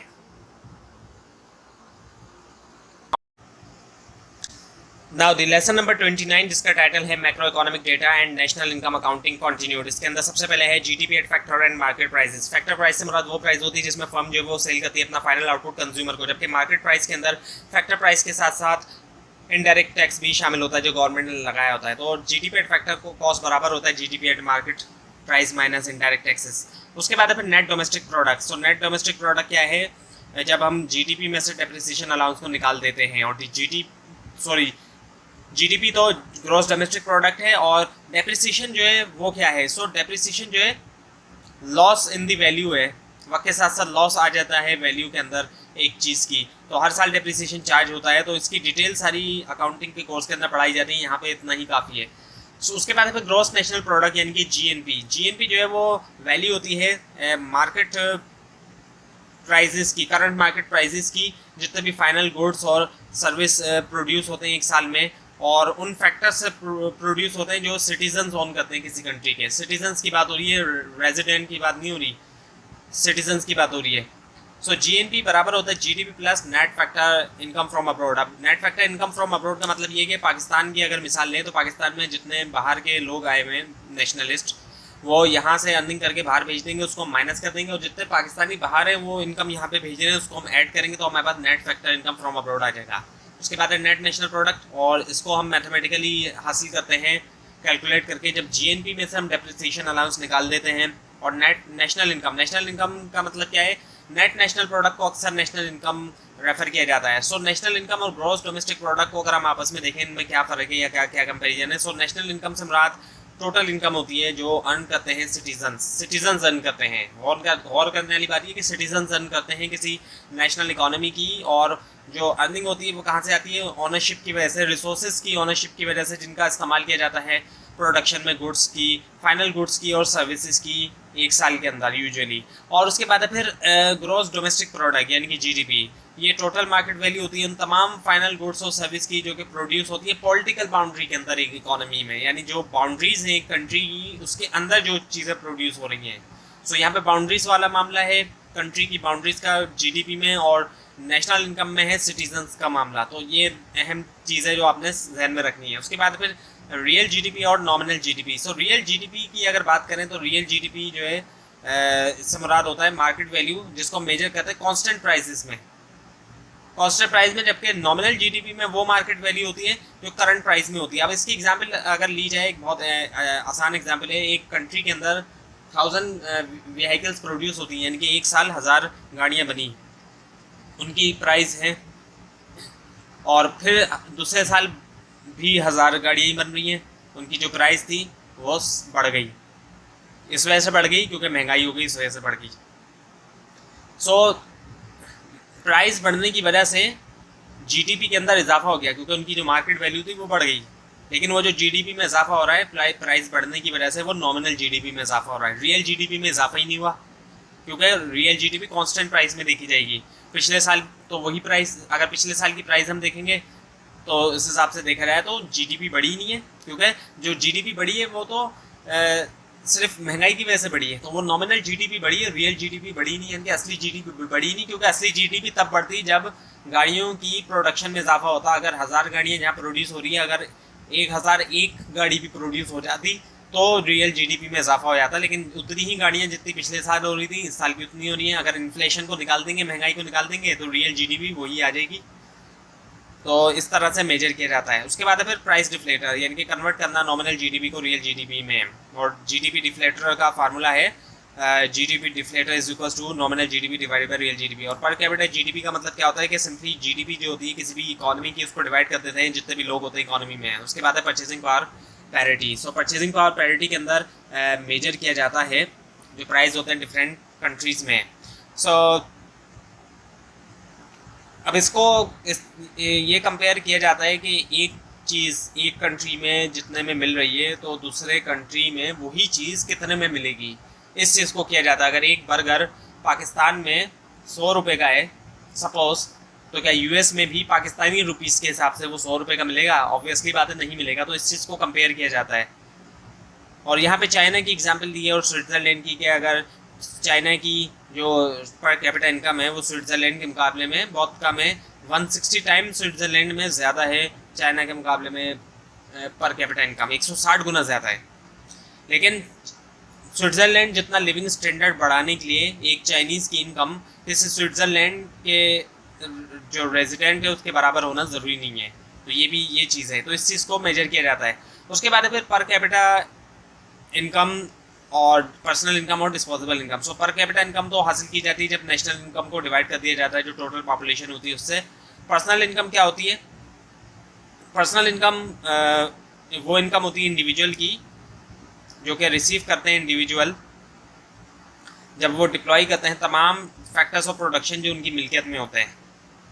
उसके बाद डिस्पोजेबल इनकम होती है, ये वो इनकम होती है जो जब पर्सनल इनकम में से डायरेक्ट टैक्सेस को निकाल दिया जाता है। और उसके बाद आखिर में फिर कुछ ड्रॉबैक जीडीपी बेस मेजर के। अब जीडीपी से कई सारी ऐसी चीज़ें होती हैं जो जीडीपी का हिस्सा नहीं होती, जैसे कि प्रोडक्टिव एक्टिविटीज़ जो कि इनफॉर्मल होती हैं वो शामिल नहीं होती जीडीपी में, जैसे कि लोग अपने घरों को रंगते हैं, पेंट करते हैं, और इसके अलावा ख़वातीन जो कुकिंग करती हैं घर के अंदर, तो ये तमाम चीज़ें जो है वो शामिल नहीं होती जीडीपी के अंदर। और इसी तरह इलीगल इकोनॉमी या ब्लैक इकोनॉमी की चीज़ें भी जीडीपी के अंदर शामिल नहीं होती। और इसके अलावा जीडीपी बेस मेजर जो होता है वेलफेयर का या लिविंग स्टैंडर्ड का, उसको एक्सटर्नैलिटीज़ के हिसाब से भी होना चाहिए। सपोज़ एक कंट्री की जीडीपी तो बहुत तेज़ी से आगे बढ़ रही है, लेकिन साथ में जो कॉस्ट ऑफ पॉल्यूशन है वो भी बहुत ज़्यादा है, ऐसी वहाँ पे पॉल्यूशन भी बहुत ज़्यादा हो रही है, या फिर जो नॉन रिन्यूएबल नेचुरल रिसोर्सेज हैं उनके अंदर कमी आती जा रही है। तो ऐसे सिचुएशन के अंदर जीडीपी का जो मेजर ऑफ इनकम है वो ओवरस्टेट करेगा इकोनॉमी को, परफॉर्मेंस को, और वो इग्नोर कर देगा जितने भी लॉन्ग टर्म सीरियस इश्यूज हैं उनको। तो ये हुआ लेसन कंप्लीट यहाँ पर। नाउ द लेसन नंबर 30 जिसका टाइटल है macro economic equilibrium the determination of equilibrium income. इसके अंदर सबसे पहले है the key variables of the macro economic model, और इन की वेरिएबल्स को समझना आपके लिए ज़रूरी है, इससे आपको आगे समझने में आसानी होगी। और जितने भी ये वेरिएबल्स हैं ये कैपिटल के अंदर हैं, कैपिटल लेटर में है। तो वाई इनकम है, सी कंजम्पशन है, एस सेविंग है, आई इन्वेस्टमेंट है, टी टैक्सेस है, जी गवर्नमेंट एक्सपेंडिचर है, एम इंपोर्ट है और एक्स जो है एक्सपोर्ट है। उसके बाद है फिर सर्कुलर फ्लो। सो सर्कुलर फ्लो क्या है? सर्कुलर फ्लो मॉडल है जो डिमोस्ट्रेट करता है कि कैसे रिसोर्सेज मूव करते हैं सोसाइटी में, और कंटिन्यूस मूवमेंट होती है प्रोडक्शन की, इनकम की, रिसोर्सेज की, प्रोड्यूसर्स और कंज्यूमर्स के दरमियान। उसके बाद है फिर leakage earn injection. So circular flow of income के अंदर लीकेज और इंजेक्शन होती है। लीकेज होती है जब विड्रॉल ऑफ मनी होता है, पैसा निकाल दिया जाता है इकोनॉमी से, यानी सर्कुलर फ्लो ऑफ इनकम से, और इंजेक्शन होती है जब ऐड किया जाता है सर्कुलर फ्लो ऑफ इनकम के अंदर। सो जो लीकेज और जो विड्रॉल होता है इस पर क्लासिकल व्यू भी है और किन्जियन व्यू भी है। क्लासिकल व्यू के मुताबिक जितने भी अलग-अलग कंपोनेंट है वो आपस में बराबर है, यानी कि सेविंग जो है वो बराबर है इन्वेस्टमेंट के, गवर्नमेंट स्पेंडिंग बराबर है टैक्स के, और इम्पोर्ट एक्सपोर्ट के बराबर होगी। ये क्लासिकल का कहना है। जबकि किन्जियन का कहना है कि जितनी भी लीकेजेस हैं वो तमाम लीकेजेस मिलकर तमाम विड्रॉल्स के बराबर होंगी, अलग-अलग बराबर नहीं होंगी लेकिन मिल के बराबर होंगी। यानी कि एसटीएम जो कि लीकेज वाली साइड है और आईजीएक्स जो कि विड्रॉल इंजेक्शन वाली साइड है, वो आपस में बराबर हैं। सेविंग टैक्स और इंपोर्ट बराबर है, इन्वेस्टमेंट गवर्नमेंट स्पेंडिंग और एक्सपोर्ट के, और एग्रीगेट सप्लाई जो है वो बराबर है, यानी कि ए बराबर है इनकम के, नेशनल इनकम के, और वो बराबर है एग्रीगेट डिमांड के, और वो बराबर है C plus I plus G plus X minus M के। सो विड्रॉल जो है वो इंजेक्शन के बराबर है, यानी कि एस टी एम बराबर है आई जी एक्स के। तो अब हम क्या करेंगे, सी को ऐड करेंगे दोनों साइड पे, सी एस टी एम और सी आई जी एक्स आएगा हमारे पास, और एम को हम दूसरी साइड पे ले आएंगे तो सी एस टी सी आई जी एक्स और माइनस एम। सो एम जो है वो किसके बराबर है, एम यानी कि इम्पोर्ट। अब एम को हम दूसरी तरफ जहाँ ले गए हैं तो एम जो है वो बराबर आ रहा है हमारे पास C F plus I F plus G F. So F जहाँ भी आएगा वो फॉरेन गुड्स एंड सर्विस उसका मतलब है, और डी जहाँ भी होगा उसका मतलब है domestic goods and service. So C D बराबर है सी माइनस सी एफ के, आई डी बराबर है आई माइनस आई एफ के, और जी डी बराबर है जी माइनस जी एफ के। यानी कि सी डी का मतलब domestic goods, consumption on domestic goods बराबर है total consumption minus consumption on foreign, और इन्वेस्टमेंट ऑन डोमेस्टिक बराबर है investment minus investment on foreign, और गवर्नमेंट स्पेंडिंग ऑन डोमेस्टिक बराबर है total government spending minus government on foreign. So right hand side जो है वो बराबर हुई C minus C F plus I minus I F plus G minus G F plus X के, और ये बराबर है C D plus I D plus G D plus X के। So C D plus I D plus G D plus X बराबर है C plus I plus G plus X minus M के। So जो total expenditure on domestic goods है वो बराबर है aggregate demand के एडी के, और इक्विलिब्रियम के लिए एडी एग्रीगेट डिमांड बराबर है एग्रीगेट सप्लाई के।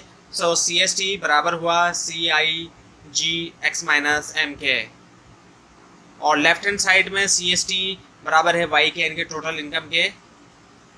और एक और तरीका ये है कि इंडियन इक्विलिब्रियम को देखने का, वो है कि वाई जो है इनकी इनकम बराबर है एग्रीगेट डिमांड के, वो बराबर है एग्रीगेट सप्लाई के, इनकी इनकम बराबर है एक्सपेंडिचर के, वो बराबर है वो आउटपुट के। उसके बाद है फिर डिस्पोजेबल इनकम। सो डिस्पोजेबल इनकम क्या होती है, ये वो हिस्सा होती है नेशनल इनकम का जो कि अवेलेबल होती है हाउस होल्ड के लिए, कंजम्पशन के लिए या सेविंग के लिए, और डिस्पोजेबल इनकम बराबर होती है पर्सनल इनकम में से जब पर्सनल करंट टैक्स को हम निकाल देते हैं। उसके बाद है कंजम्पशन और कंजम्पशन फंक्शन। कंजम्पशन का मतलब ये होता है कि फाइनल परचेज होना गुड्स की और सर्विस की, और वो इंडिविजुअल्स करते हैं। और कंजम्पशन फंक्शन जो है असल में ये जो है एक फार्मूला है जो रिप्रेजेंट करता है फंक्शनल रिलेशनशिप को टोटल कंजम्पशन और ग्रॉस नेशनल इनकम को। सो सी बराबर होता है A plus B Y D is equal to A plus B multiply by Y minus T. So A जो है यहाँ पर वो है मिनिमम लेवल ऑफ कंजम्पशन जो लाजमी होगा, इवन के वाई डी जो है वो ज़ीरो हो, और बी जो है वो मार्जिनल प्रोपेंसिटी टू कंज्यूम है।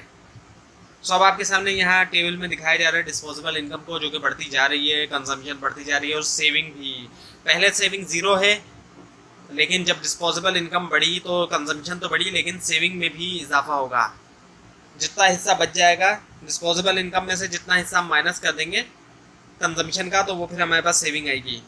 तो कैश डिस्पोजेबल इनकम जैसे जैसे बढ़ रही है कंजम्पशन भी बढ़ रही है, लेकिन साथ में सेविंग भी बढ़ती जा रही है। अब आपके सामने यहाँ पर 45 डिग्री लाइन की मदद से दिखाया जा रहा है। सी प्राइम वाला कर्व जो है वो ये बता रहा है जैसे जैसे डिस्पोजेबल इनकम के अंदर इजाफा हो रहा है वैसे ही वैसे कंजम्पशन के अंदर भी इजाफा हो रहा है, इसी वजह से कर्व जो है वो ऊपर जाता जा रहा है। लेकिन एक और कर्व भी आप देख रहे होंगे सी डबल प्राइम का। सो C prime C double prime के अंदर शिफ्ट हो जाता है जब कंज्यूमर ये देखता है कि प्राइस लेवल बढ़ने वाले हैं, तो उसकी कंजम्पशन के अंदर इजाफा होता है, और फिर सी प्राइम से सी डबल प्राइम में शिफ्ट हो जाता है कर्व। सो अब है marginal propensity to consume and marginal propensity to save. Marginal propensity to consume का मतलब ये होता है कि एक्स्ट्रा अमाउंट जो लोग कंज्यूम करते हैं जब वो एक extra dollar of disposable income receive करते हैं। सो यहाँ पे डॉलर की मिसाल लिए रुपी भी हो सकता है। सो जब एक्स्ट्रा उनको एक तरह से एक्स्ट्रा इनकम जब उनको मिलती है, डिस्पोजेबल इनकम मिलती है, तो उससे जब वो एक्स्ट्रा अमाउंट जो वो कंज्यूम करते हैं उसको हम कहते हैं मार्जिनल प्रोपेंसिटी टू कंज्यूम। और मार्जिनल प्रोपेंसिटी टू सेव से मुराद फ्रैक्शन ऑफ एडिशनल डॉलर, वो फ्रैक्शन एडिशनल डॉलर का डिस्पोजेबल इनकम का जो सेव होता है उसको हम कहते हैं। और इसका फार्मूला है M P C is equal to 1 minus M P S. अब है saving function. So saving function का मतलब क्या होता है? इससे मुराद स्टैंडर्ड इक्वेशन ऑफ सेविंग होती है जो डिफाइन करती है रिलेशनशिप सेविंग्स और इनकम के दरमियान। और अब आपके सामने हैं कुछ formulas A P C, A P S, M P C और एम पी एस का। ए पी सी यानी कि एवरेज प्रोपेंसिटी टू कंज्यूम, जिसका फार्मूला है C is equal to A P C is equal to C divided by Y T. और average propensity to save का formula है A P S is equal to S divided by Y T, और A P S is equal to 1 minus A P C. और marginal propensity to consume का formula है M P C is equal to change in C divided by change in Y D, और marginal propensity to save का formula है change in S divided by change in Y D, और M P S बराबर है 1 minus M P सी के। अब आपके सामने यहाँ टेबल में वही चीज़ दिखाई जा रही है, एक तरफ ए पी सी है, ए पी एस है, वाई डी है, सी है और एम पी सी है। सो एम पी सी कुछ भी नहीं है पहले लाइन में अगर आप देखें, और ए पी एस जो वो ज़ीरो है। दूसरी में क्या हुआ, दूसरी से हम देखते हैं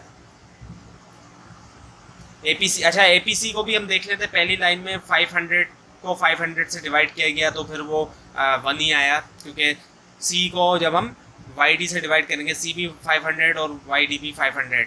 और दूसरी लाइन में जो ए पी सी है वहाँ पे 540 को 550 से डिवाइड किया गया है। यहाँ पे 500 गलत लिखा हुआ है, असल में आप खुद से भी करके देखेंगे तो 0.98 इसका आंसर आ जाएगा। और ए पी एस जो है वो 0.02 है, वाई डी 550 है, सी जो है वो 540 है। और एम पी सी यानी चेंज इन सी। सो सी में कितना चेंज आया, 500 से 540 हुआ तो 40 चेंज आया, और वाई डी के अंदर जो चेंज आया वो 50 आया 500 से 550 के अंदर, तो आंसर आएगा इसका 0.8। तो ये हुआ लेसन नंबर 30 कंप्लीट यहाँ पर। नाउ द लेसन नंबर 31, जिसका टाइटल है macro economic equilibrium, the determination of equilibrium income continued. इसके अंदर है सबसे पहले investment and investment demand curve. So investment क्या है? इन्वेस्टमेंट का मतलब ये होता है कि पैसे का इस्तेमाल करते हुए एसेट्स को अक्वायर किया जाए, हासिल किया जाए, ताकि उसका इस्तेमाल करके प्रोड्यूस किया जाए गुड्स और सर्विस को इनकम जनरेट करने के लिए। और यहाँ पे जो इन्वेस्टमेंट के बारे में लिखा हुआ है इसके मुताबिक इन्वेस्टमेंट या फिर ग्रॉस कैपिटल फॉर्मेशन भी इसको कहा जाता है। ये एक ऐसी इकोनॉमिक एक्टिविटी होती है जिसके ज़रिए आज की कंजम्पशन को छोड़ दिया जाता है ताकि फ्यूचर के अंदर आउटपुट को बढ़ाया जा सके। और इन्वेस्टमेंट डिमांड कर्व जो है वो रिलेशनशिप बताता है इन्वेस्टमेंट और इंटरेस्ट के दरमियान, और इन दोनों के दरमियान जो रिलेशनशिप है वो इन्वर्स है, यानी कि इन्वेस्टमेंट तब बढ़ती है जब इंटरेस्ट रेट घटता है, इंटरेस्ट रेट बढ़ता है तो इन्वेस्टमेंट घटती है। तो इन्वर्स रिलेशनशिप आपके सामने यहाँ मौजूद है, आप देख सकते हैं। जहाँ पर इंटरेस्ट रेट ऊपर जा रहा है, ज़्यादा हो रहा है, वहाँ इन्वेस्टमेंट कम है, और जब इंटरेस्ट रेट नीचे आ रहा है तो इन्वेस्टमेंट ज़्यादा है। और दो कर्व आपको दिखाई दे रहे हैं, एक आई प्राइम और एक I double prime. So I prime I double prime में शिफ्ट हो जाता है जब किसी डिटर्मिनेंट में चेंज आता है, जैसे कि ज़्यादा हाउस होल्ड परचेज करना चाहते हैं रेजिडेंशियल यूनिट को गिवन इंटरेस्ट रेट पे, यानी कि इंटरेस्ट रेट सेम रहेगा लेकिन लोग तब भी जो है वो ज़्यादा रेजिडेंशियल यूनिट्स परचेज करना चाहेंगे। सेम इंटरेस्ट रेट पे ज़्यादा रेजिडेंशियल अगर यूनिट परचेज करना चाह रहे हैं लोग, तो इसका मतलब ये कि वो कर्व जो है वो शिफ्ट हो जाएगा। उसके बाद फिर टाइप्स ऑफ इन्वेस्टमेंट। इन्वेस्टमेंट की भी टाइप्स होती हैं।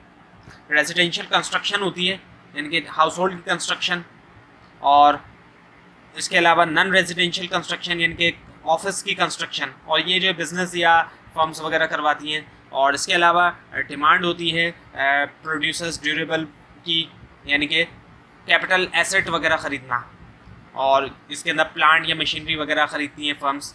और इसके अलावा चेंज इन बिजनेस इन्वेंटोरीज, यानी कि स्टॉक को परचेज करना, क्योंकि स्टॉक जो है वो आउट ऑफ स्टॉक ना हो जाए, इसके हिसाब से फर्म जो है वो परचेज करती हैं। उसके बाद है import export and trade balance. So import क्या है? इंपोर्ट से मुराद क्या होता है कि कोई भी चीज़ जो किसी दूसरे कंट्री में बन रही है वो अपने होम कंट्री में कंज्यूम की जा रही है।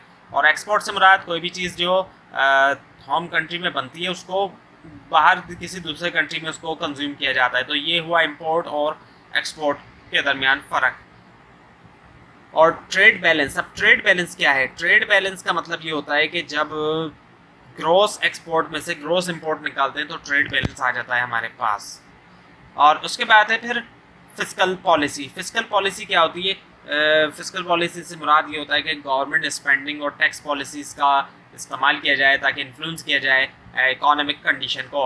और T - G जो है वो उसका मतलब क्या होता है? Fiscal balance. और अगर जी बड़ा है यानी कि गवर्नमेंट की जो स्पेंडिंग है वो ज़्यादा है और टैक्स कम है तो फिस्कल या बजट डेफिसिट है, और जी छोटा है गवर्नमेंट की स्पेंडिंग कम है टैक्स ज़्यादा है तो फिर फिस्कल या बजट सरप्लस है, और दोनों बराबर है तो बजट बैलेंस होगा, इसका मतलब है। अब आपके सामने यहाँ पर दिखाया जा रहा है determination of national income. 45 degree line approach है, दरमियान में एक 45 डिग्री की लाइन है और उसके अलावा 3 लाइनें और आपको दिखाई दे रही हैं। 45 डिग्री लाइन जो है वो तमाम वो कॉम्बिनेशन बताती है जहाँ पर एक्सपेंडिचर बराबर होते हैं आउटपुट के। सो ये तमाम रिप्रेजेंट करती है ऐसे पॉइंट्स को जहाँ पर एक्सपेंडिचर जो है वो आउटपुट के बराबर है। सो जो पहली वाली सबसे नीचे वाली जो आप लाइन देख रहे हैं उसमें सिर्फ सी शामिल है, और उससे ऊपर वाली लाइन में सी plus I plus N x शामिल है, और सबसे ऊपर वाली जो लाइन है वो है C plus I plus N X, और वो प्राइम है C plus I plus N ex prime. सो सी है सबसे पहले, जब उसके अंदर सी के साथ आई और एन एक्स शामिल हुआ तो वो दूसरी वाली लाइन हो गई उससे ऊपर वाली, और फिर जब ऑटोनोमस इन्वेस्टमेंट जो है ऑटोनोमसली इंक्रीज अगर होगी तो जो कर्व होगा वो शिफ्ट हो जाएगा प्राइम कर्व के ऊपर, यानी कि सी plus I plus N X के ऊपर। सो सिर्फ जब सी है तो सबसे नीचे वाला कर्व, और फिर सी के साथ आई प्लस एन एक्स हुआ तो उससे दूसरे वाले कर्व में शिफ्ट, और फिर और ऑटोनोमसली अगर इन्वेस्टमेंट इजाफा होता है तो फिर कर्व शिफ्ट हो जाएगा सी plus I plus N ex prime के अंदर। तो अब आपके सामने यहाँ पर एक टेबल मौजूद है जिसमें आउटपुट है जो कि वाई से डिनोट किया गया है, जो कि बढ़ता चला जा रहा है। कंज्यूमर स्पेंडिंग है वो भी बढ़ती चली जा रही है, इन्वेस्टमेंट स्पेंडिंग है जो सेम है, नेट एक्सपोर्ट सेम है, एग्रीगेट स्पेंडिंग में भी इजाफा हो रहा है बाकी चीज़ों की वजह से, और शॉर्टेज और सरप्लस बढ़ता है ज़ीरो होता है, सॉरी घटता है ज़ीरो होता है और फिर वो माइनस में चला जाता है। अब आप देख सकते हैं जहाँ पर ज़ीरो है शॉर्टेज या सरप्लस वहाँ पर एग्रीगेट स्पेंडिंग 800 है और आउटपुट भी 800 है, तो यही हमारा इक्विलिब्रियम पॉइंट है जहाँ पर कोई शॉर्टेज नहीं है ना कोई सरप्लस है, ज़ीरो है ना इस वजह से, तो ये इक्विलिब्रियम पॉइंट है। अब इसी चीज़ को एल्जेब्रिकली तौर पे मालूम किया जा रहा है। सो एडी जो है वो बराबर होता है एग्रीगेट डिमांड बराबर होता है consumption plus investment plus government spending plus net export के, और वाई जो है वो बराबर होता है यानी कि इनकम बराबर होता है एडी के। सो वाई की एडी की जगह पे हम वाई को लिख देंगे, और सी जो है वो बराबर होता है ए प्लस बी वाई के। सो सी की जगह पे हम ए प्लस बी वाई लिख देंगे। सो हमारे पास इक्वेशन कुछ ऐसी आएगी कि Y is equal to A plus B Y plus C G plus I plus X minus M के, और इससे हमारे पास जो इक्वेशन आएगी वो आएगी Y is equal to 1 divided by 1 minus B dot A plus I plus G plus X minus M आ जाएगी।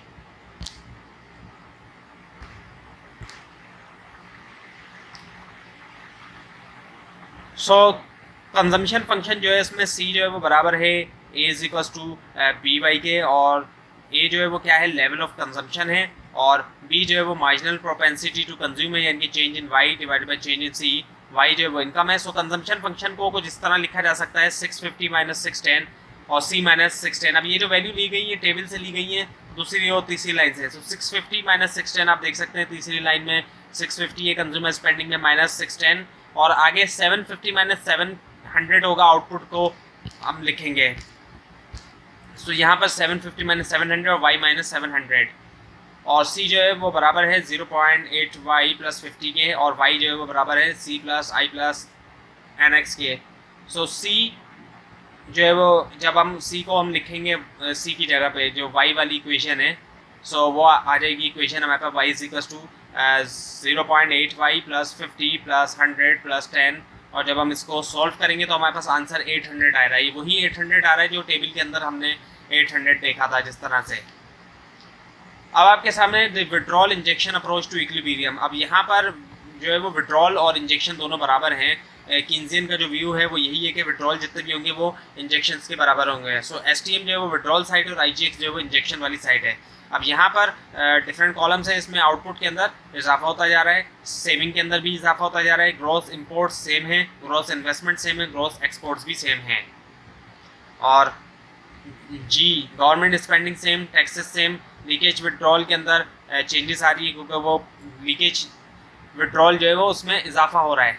अच्छा अब आप नोट कर लें कि लीकेज जो विड्रॉल है इसके अंदर इजाफा होता जा रहा है।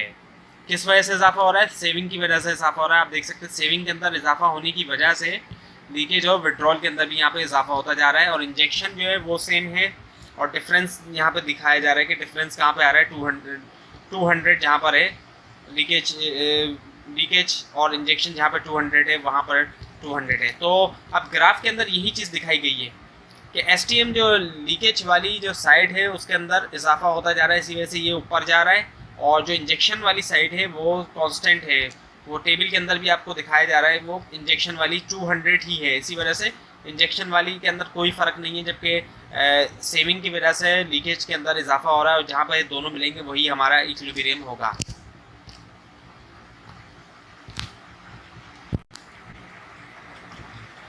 y बराबर है c plus I plus G plus N X, और c बराबर है a is equal to B Y के। सो y जो है बराबर हुआ, हम जो है वो c की जगह पे a प्लस बी वाई को लिखेंगे, तो y is equal to a plus B Y plus I plus G plus N X, और बी वाई को हम दूसरी तरफ ले जाएंगे तो वो बराबर होगा y minus B Y is equal to a plus I plus G plus N X के, और फिर बी वाई नीचे जाएगा, सो हमारे पास 1 माइनस बी हो जाएगा, और ये इक्वेशन होगी y is equal to a plus I plus G plus N X divided by 1 minus B, और ये बराबर हो जाएगा 1 डिवाइडेड बाई 1 माइनस बी के multiply by a plus I plus G plus N X के। So जितनी ज़्यादा value जो है वो ज़्यादा होगी b की, उतना ही साइज़ जो है मल्टीप्लायर का बड़ा होगा, और जितनी छोटी वैल्यू होगी b की उतना ही छोटा जो है वो साइज़ होगा मल्टीप्लायर का। तो ये हुआ लेसन नंबर 31 कंप्लीट यहाँ पर।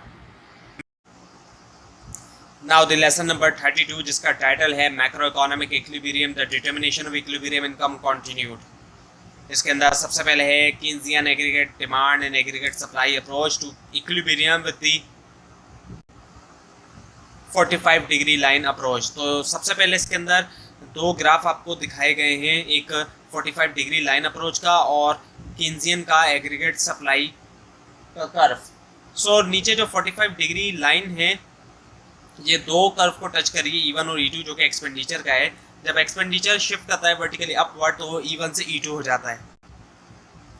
सो E1 से E2 में इतना बड़ा फर्क नहीं है, लेकिन आप देख सकते हैं कि YE1 से YE2 जो कि आउटपुट है उसके अंदर बहुत ज़्यादा फर्क आया है। क्यों आया है? क्योंकि मल्टीप्लाइड इफेक्ट की वजह से, और इसी का इफेक्ट ऊपर भी है, ऊपर भी आउटपुट के अंदर इजाफा हुआ है, और जो कर्व है डिमांड का, एग्रीगेट डिमांड का, वो AD1 से AD2 हो गया, लेकिन प्राइस के अंदर इजाफा नहीं हुआ क्योंकि वो हॉरिजॉन्टल हिस्सा है एग्रीगेट सप्लाई कर्व का।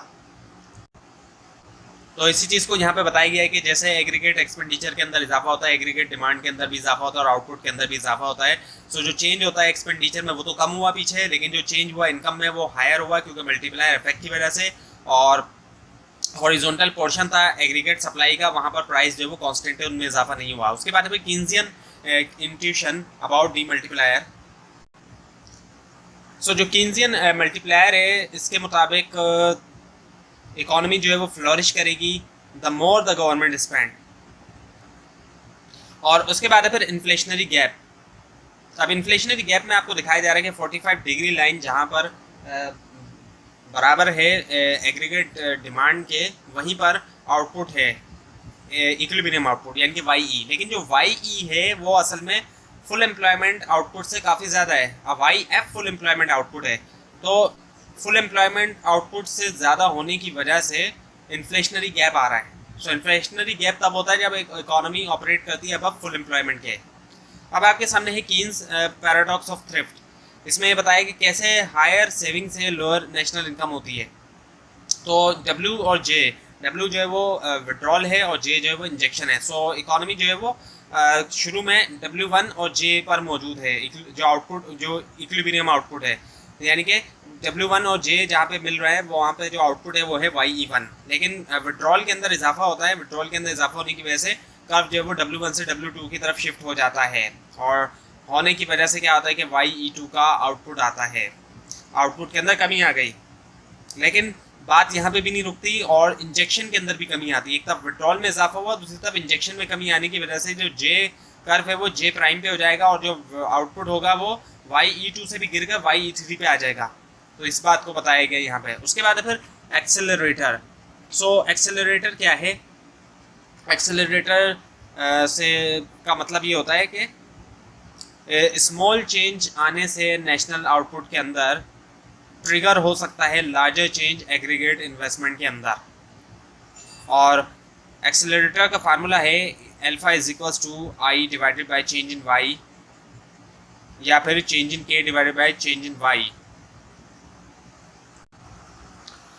आखिर में इस लेसन के अंदर इंट्रैक्शन है एक्सेलरेटर का और मल्टीप्लायर का। सो अगर इजाफा होता है गवर्नमेंट एक्सपेंडिचर में तो उससे क्या होगा कि मल्टीपल राइज होगा नेशनल इनकम के अंदर। और लेकिन ये जो राइज होगा नेशनल इनकम के अंदर ये सेट ऑफ करेगा एक एक्सेलरेटर अफेक्ट को, और जो फर्म जो है वो रिस्पॉन्ड देंगी जो राइज इन इनकम होगा ज़्यादा इन्वेस्ट करते हुए। और ये जो राइज इन इन्वेस्टमेंट होगा ये कॉन्स्टिट्यूट करेगा फर्दर राइज को इंजेक्शन में, और उससे क्या होगा this will lead to a second multiple rises in income. तो ये हुआ lesson number 32 complete. Now the lesson number 33 जिसका टाइटल है the 4 big macro economic issues and their inter relationships. So इसके अंदर है जब कभी भी स्टडी किया जाता है मेजर इशू या प्रॉब्लम को मैक्रो इकोनॉमिक के अंदर तो इम्पोर्टेंट होता है कि एड्रेस किया जाए 3 क्वेश्चन को कि ये इंपॉर्टेंट क्यों है और क्या इसके कॉजेज है या पॉसिबल डायग्नोसिस है प्रॉब्लम के, और क्या पॉलिसी प्रिस्क्रिप्शन जुड़ा हुआ है हर डिफरेंट डायग्नोसिस के साथ। सो हम देखेंगे 4 मेजर प्रॉब्लम को, बेरोजगारी को, महंगाई को, बैलेंस ऑफ पेमेंट प्रॉब्लम को, लेक ऑफ ग्रोथ को। तो सबसे पहले है अनएम्प्लॉयमेंट। अब अनएम्प्लॉयमेंट की आपको थोड़ी हिस्ट्री बताई जा रही है जो कि पिछली सदी की है, 1000 साल पुरानी नहीं है ये, और ये जाती है ग्रेट डिप्रेशन तक 1929 to 33 जब अनएम्प्लॉयमेंट रेट तकरीबन 25% था यूएस में और वेस्टर्न यूरोप में। और जब इसके बाद वर्ल्ड वॉर 2 आई, दूसरी जंग अजीम, तो उसमें क्या हुआ प्रॉब्लम सबसाइडेड हो गई क्योंकि गवर्नमेंट ने स्पेंड किया डिफेंस के ऊपर और वार से रिलेटेड भर्तियाँ हुई। और इसके बाद कई सारी जो कॉलोनीज थी उन्होंने इंडिपेंडेंस हासिल की 1940s और 60s के दरमियान। इसी दौरान पाकिस्तान ने भी इंडिपेंडेंस हासिल की और मैसिव इंफ्रास्ट्रक्चर हुआ और इंडस्ट्रियल इनिशिएटिव हुए। एक बहुत बड़ा हिस्सा जो है वर्क फोर्स का उसको एब्जॉर्ब कर लिया है, यानी कि उनको जॉब्स मिल गई। और प्रॉब्लम तब तक नहीं आई जब तक 1970s का दो नहीं आया और दो ऑयल प्राइस शॉक हुए 73-79 में, और कॉस्ट पुश इन्फ्लेशन आया यानी कि स्टैगफ्लेशन आया, बेरोजगारी और महंगाई दोनों एक साथ आई, और बैलेंस ऑफ डेफिसिट प्रॉब्लम आई कई सारी कंट्रीज़ के अंदर, और उससे ग्लोबल रिसेशन आया और प्रॉब्लम कंपाउंडेड हो गई अर्ली 80s के दौर के अंदर। अब है डेफिनेशन ऑफ अनएम्प्लॉयमेंट। अनएम्प्लॉयमेंट बेरोजगारी को कहते हैं, लेकिन इसकी डेफिनेशन ये कि एक ऐसी हालत जिसमें एक शख्स काम के बगैर होता है, वो काम के लिए अवेलेबल होता है और करंटली काम को ढूंढ रहा होता है, तलाश में होता है। तो अनएम्प्लॉयमेंट की भी टाइप्स हैं। फ्रिक्शनल अनएम्प्लॉयमेंट होती है जब एक वर्कर एक जॉब छोड़ के दूसरी जॉब की तरफ जाता है तो दरमियान में उसको टाइम लगता है ढूंढने में, तो वो फ्रिक्शनल अनएम्प्लॉयमेंट हुई। स्ट्रक्चरल हुई, मिसमैच होता है, जिस तरह की जॉब है वैसे स्किल्स नहीं है, साइक्लिकल होती है, रिसेशन की वजह से आती है।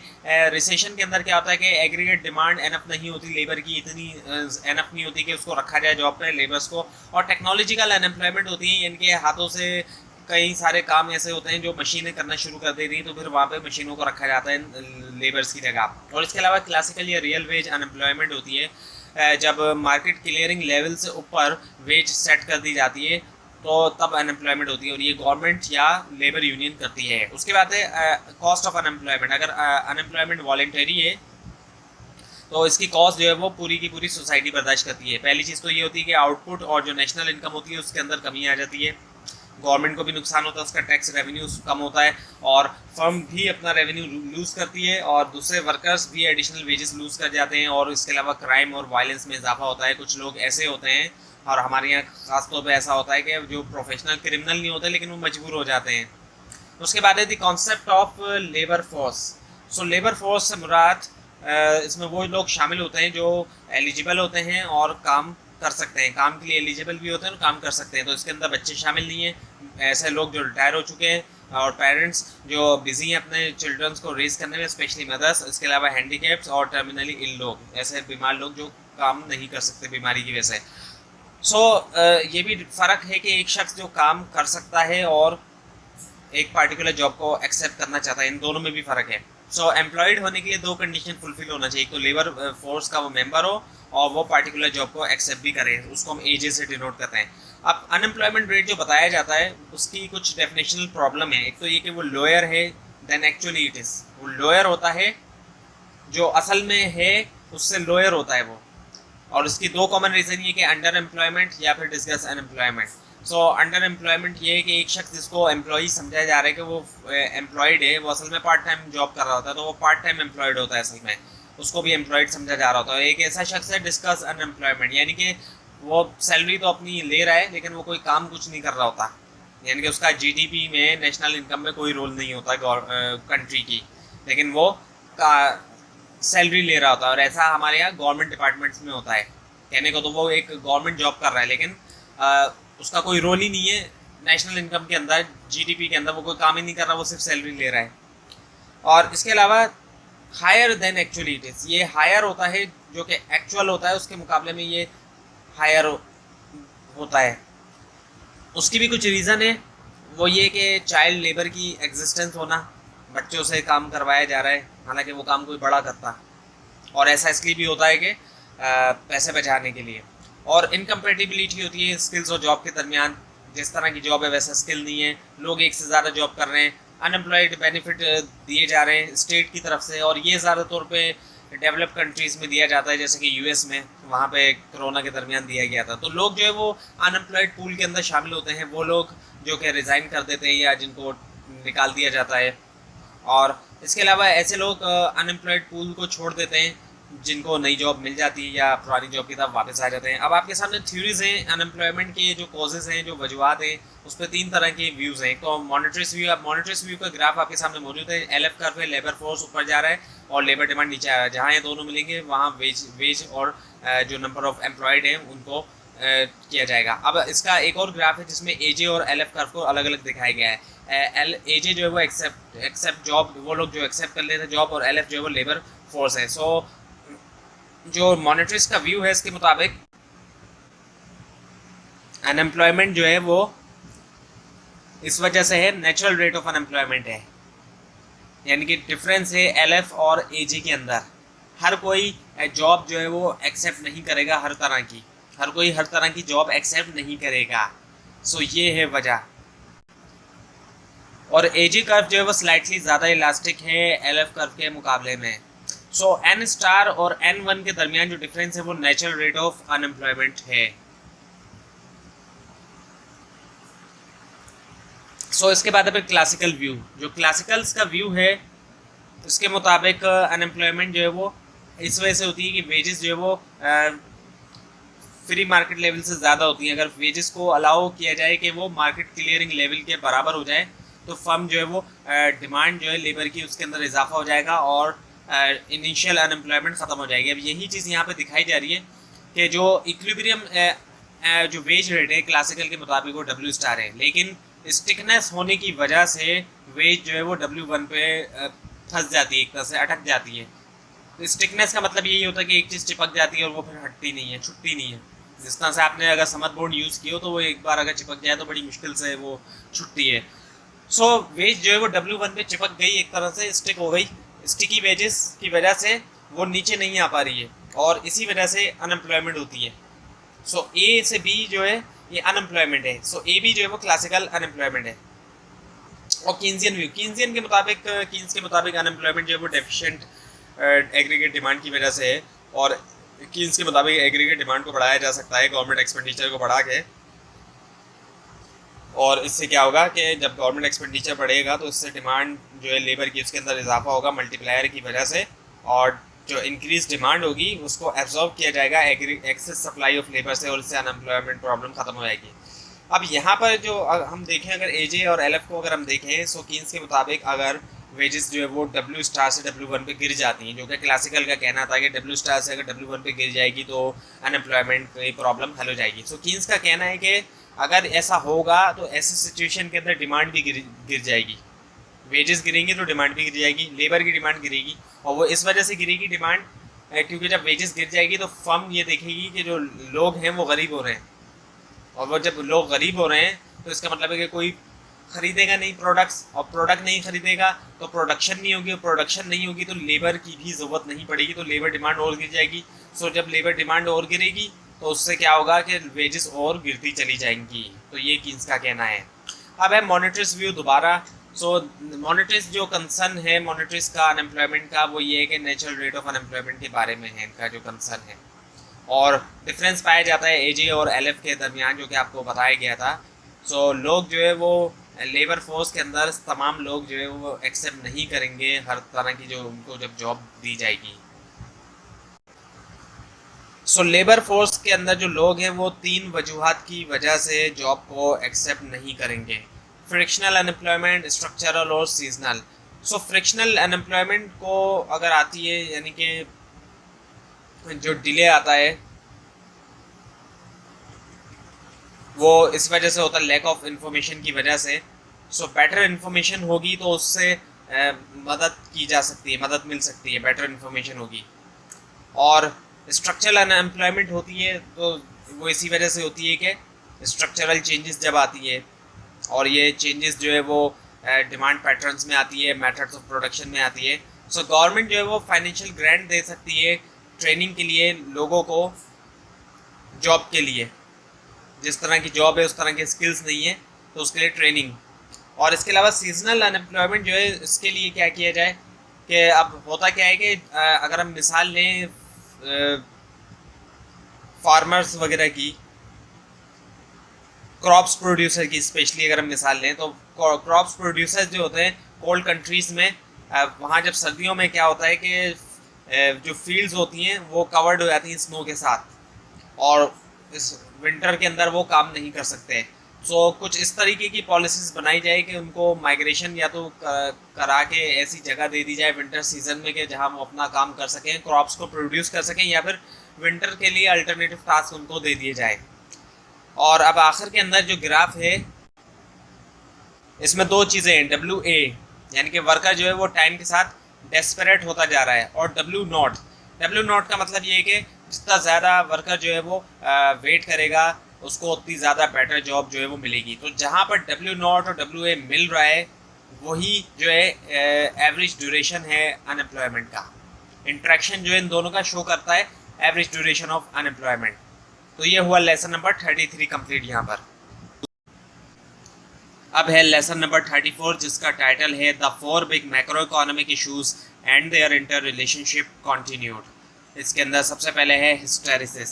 सो हिस्टेरिसिस का जो लिटरल मीनिंग है वो ये होता है कि परमानेंट इफेक्ट होना किसी टेम्परेरी चेंज की वजह से। एक टेम्परेरी चेंज आया और उससे परमानेंट इफेक्ट हो रहा है, उसको हम हिस्टेरिसिस कहते हैं। लेकिन अनएम्प्लॉयमेंट के जो कॉन्टेक्स्ट में अगर हम इसको देखें तो इसका ये मतलब होता है कि जब टेम्परेरी फॉल होता है इकोनॉमी के अंदर, जो डिमांड होती है इकोनॉमी में, उसमें जब टेम्परेरी फॉल होता है तो उससे क्या होता है कि इकोनॉमिक एक्टिविटी लोअर हो जाती है, और उससे फर्म जो है वो निकाल देती है अपने वर्कर को, और उसका परमानेंट इफेक्ट होता है वर्कर के बिहेवियर के ऊपर। और वो इस तरीके से होता है कि अगर वो इंटरव्यूज़ के अंदर फेल हो जाते हैं, स्पेशली जो शुरू के इंटरव्यूज़ हैं उनमें वो फेल हो जाते हैं, तो वर्कर जो है वो लेज़ी हो जाते हैं और उनके स्किल्स जो है वो उन पर जंग लग जाता है और वो आदी हो जाते हैं अनएम्प्लॉयमेंट बेनिफिट के। उसके बाद है फिर inflation and deflation. So inflation का क्या मतलब है? महंगाई है, और ये एक ऐसी सिचुएशन होती है जहाँ जनरल प्राइस लेवल के अंदर इजाफा देखने में आता है, और इसके मुकाबले में डिफ्लेशन होती है यानी कि सस्ताई होती है, जिसके अंदर जनरल प्राइस लेवल के अंदर कमी देखने में आती है। उसके अलावा प्योर इन्फ्लेशन भी होती है, एक ऐसा स्पेशल इन्फ्लेशन जो जहाँ पे तमाम गुड्स और सर्विस की जो प्राइस होती है उसके अंदर सेम रेट के ऊपर इजाफा होता है। उसके बाद फिर मेजरमेंट ऑफ इन्फ्लेशन। इन्फ्लेशन को मेजर जो किया जाता है वो इस तरीके से किया जाता है कि PT minus PT1 divided by PT1 multiply by 100। So PT जो है वो प्राइस ऑफ करंट ईयर होता है, माइनस किया जाता है price of base year divided by price of base year multiply by 100। और इसको आप खुद से भी करके देखेंगे तो आपको अंदाज़ा हो जाएगा कि इन्फ्लेशन रेट निकाला जा सकता है। तो यहाँ पर यही चीज़ दिखाई जा रही है कि 2000 के अंदर जो प्राइस लेवल था वो 100, 2001 में 105 हुआ, और इसी वजह से इन्फ्लेशन 5% इन्फ्लेशन आया, और फिर 2002 में प्राइस जो है वो 107 हुआ, 1.9% इन्फ्लेशन हुआ, और 2003 में प्राइस जो हुआ 120 हो गया, तो इन्फ्लेशन हो गया 12.1। उसके बाद है फिर ideal inflation rate for an economy. एक अच्छा जो इन्फ्लेशन रेट है वो कितना होना चाहिए, कितनी इन्फ्लेशन होनी चाहिए, कितनी महंगाई होनी चाहिए। तो ज़ीरो होना भी अच्छा नहीं है कि बिल्कुल महंगाई ना होना वो भी अच्छा नहीं है, क्योंकि उससे मोटिवेशन नहीं मिलती सेलर्स को और फर्म्स को। सो 3% जो इन्फ्लेशन है, 3% महंगाई होना जो है इसको हेल्थी समझा जाता है, और 7% भी एक्सेप्टेबल है फास्ट ग्रोइंग इमर्जिंग इकोनॉमीज के लिए। लेकिन अगर 10% या उससे ऊपर पहुंच जाता है तो फिर वो बहुत ज़्यादा महंगाई होती है। अगर यानी कि 10% का मतलब ये हो गया कि अगर आप 100 की चीज़ 110 में खरीद रहे हैं तो इसका मतलब है बहुत ज़्यादा महंगाई है, और 1000 की चीज़ अगर 1100 में हो गई है तो वो भी बहुत ज़्यादा महंगाई है। उसके बाद अभी चॉइस ऑफ प्राइस इंडेक्स। सो जो कॉमनली यूज इंडेक्स होते हैं वो रिटेल या कंज्यूमर प्राइस इंडेक्स होते हैं। सो कंज्यूमर प्राइस इंडेक्स सीपीआई और पीपीआई यानी कि प्रोड्यूसर प्राइस इंडेक्स। तो कंज्यूमर प्राइस इंडेक्स मेजर करता है चेंजेस जो होती हैं प्राइस में जो कंज्यूमर पे करते हैं गुड्स और सर्विस के लिए, और प्रोड्यूसर प्राइस इंडेक्स के अंदर मेजर किया जाता है एवरेज चेंज प्राइस में जो रिसीव करते हैं डोमेस्टिक प्रोड्यूसर, जो उनका आउटपुट होता है उसके लिए।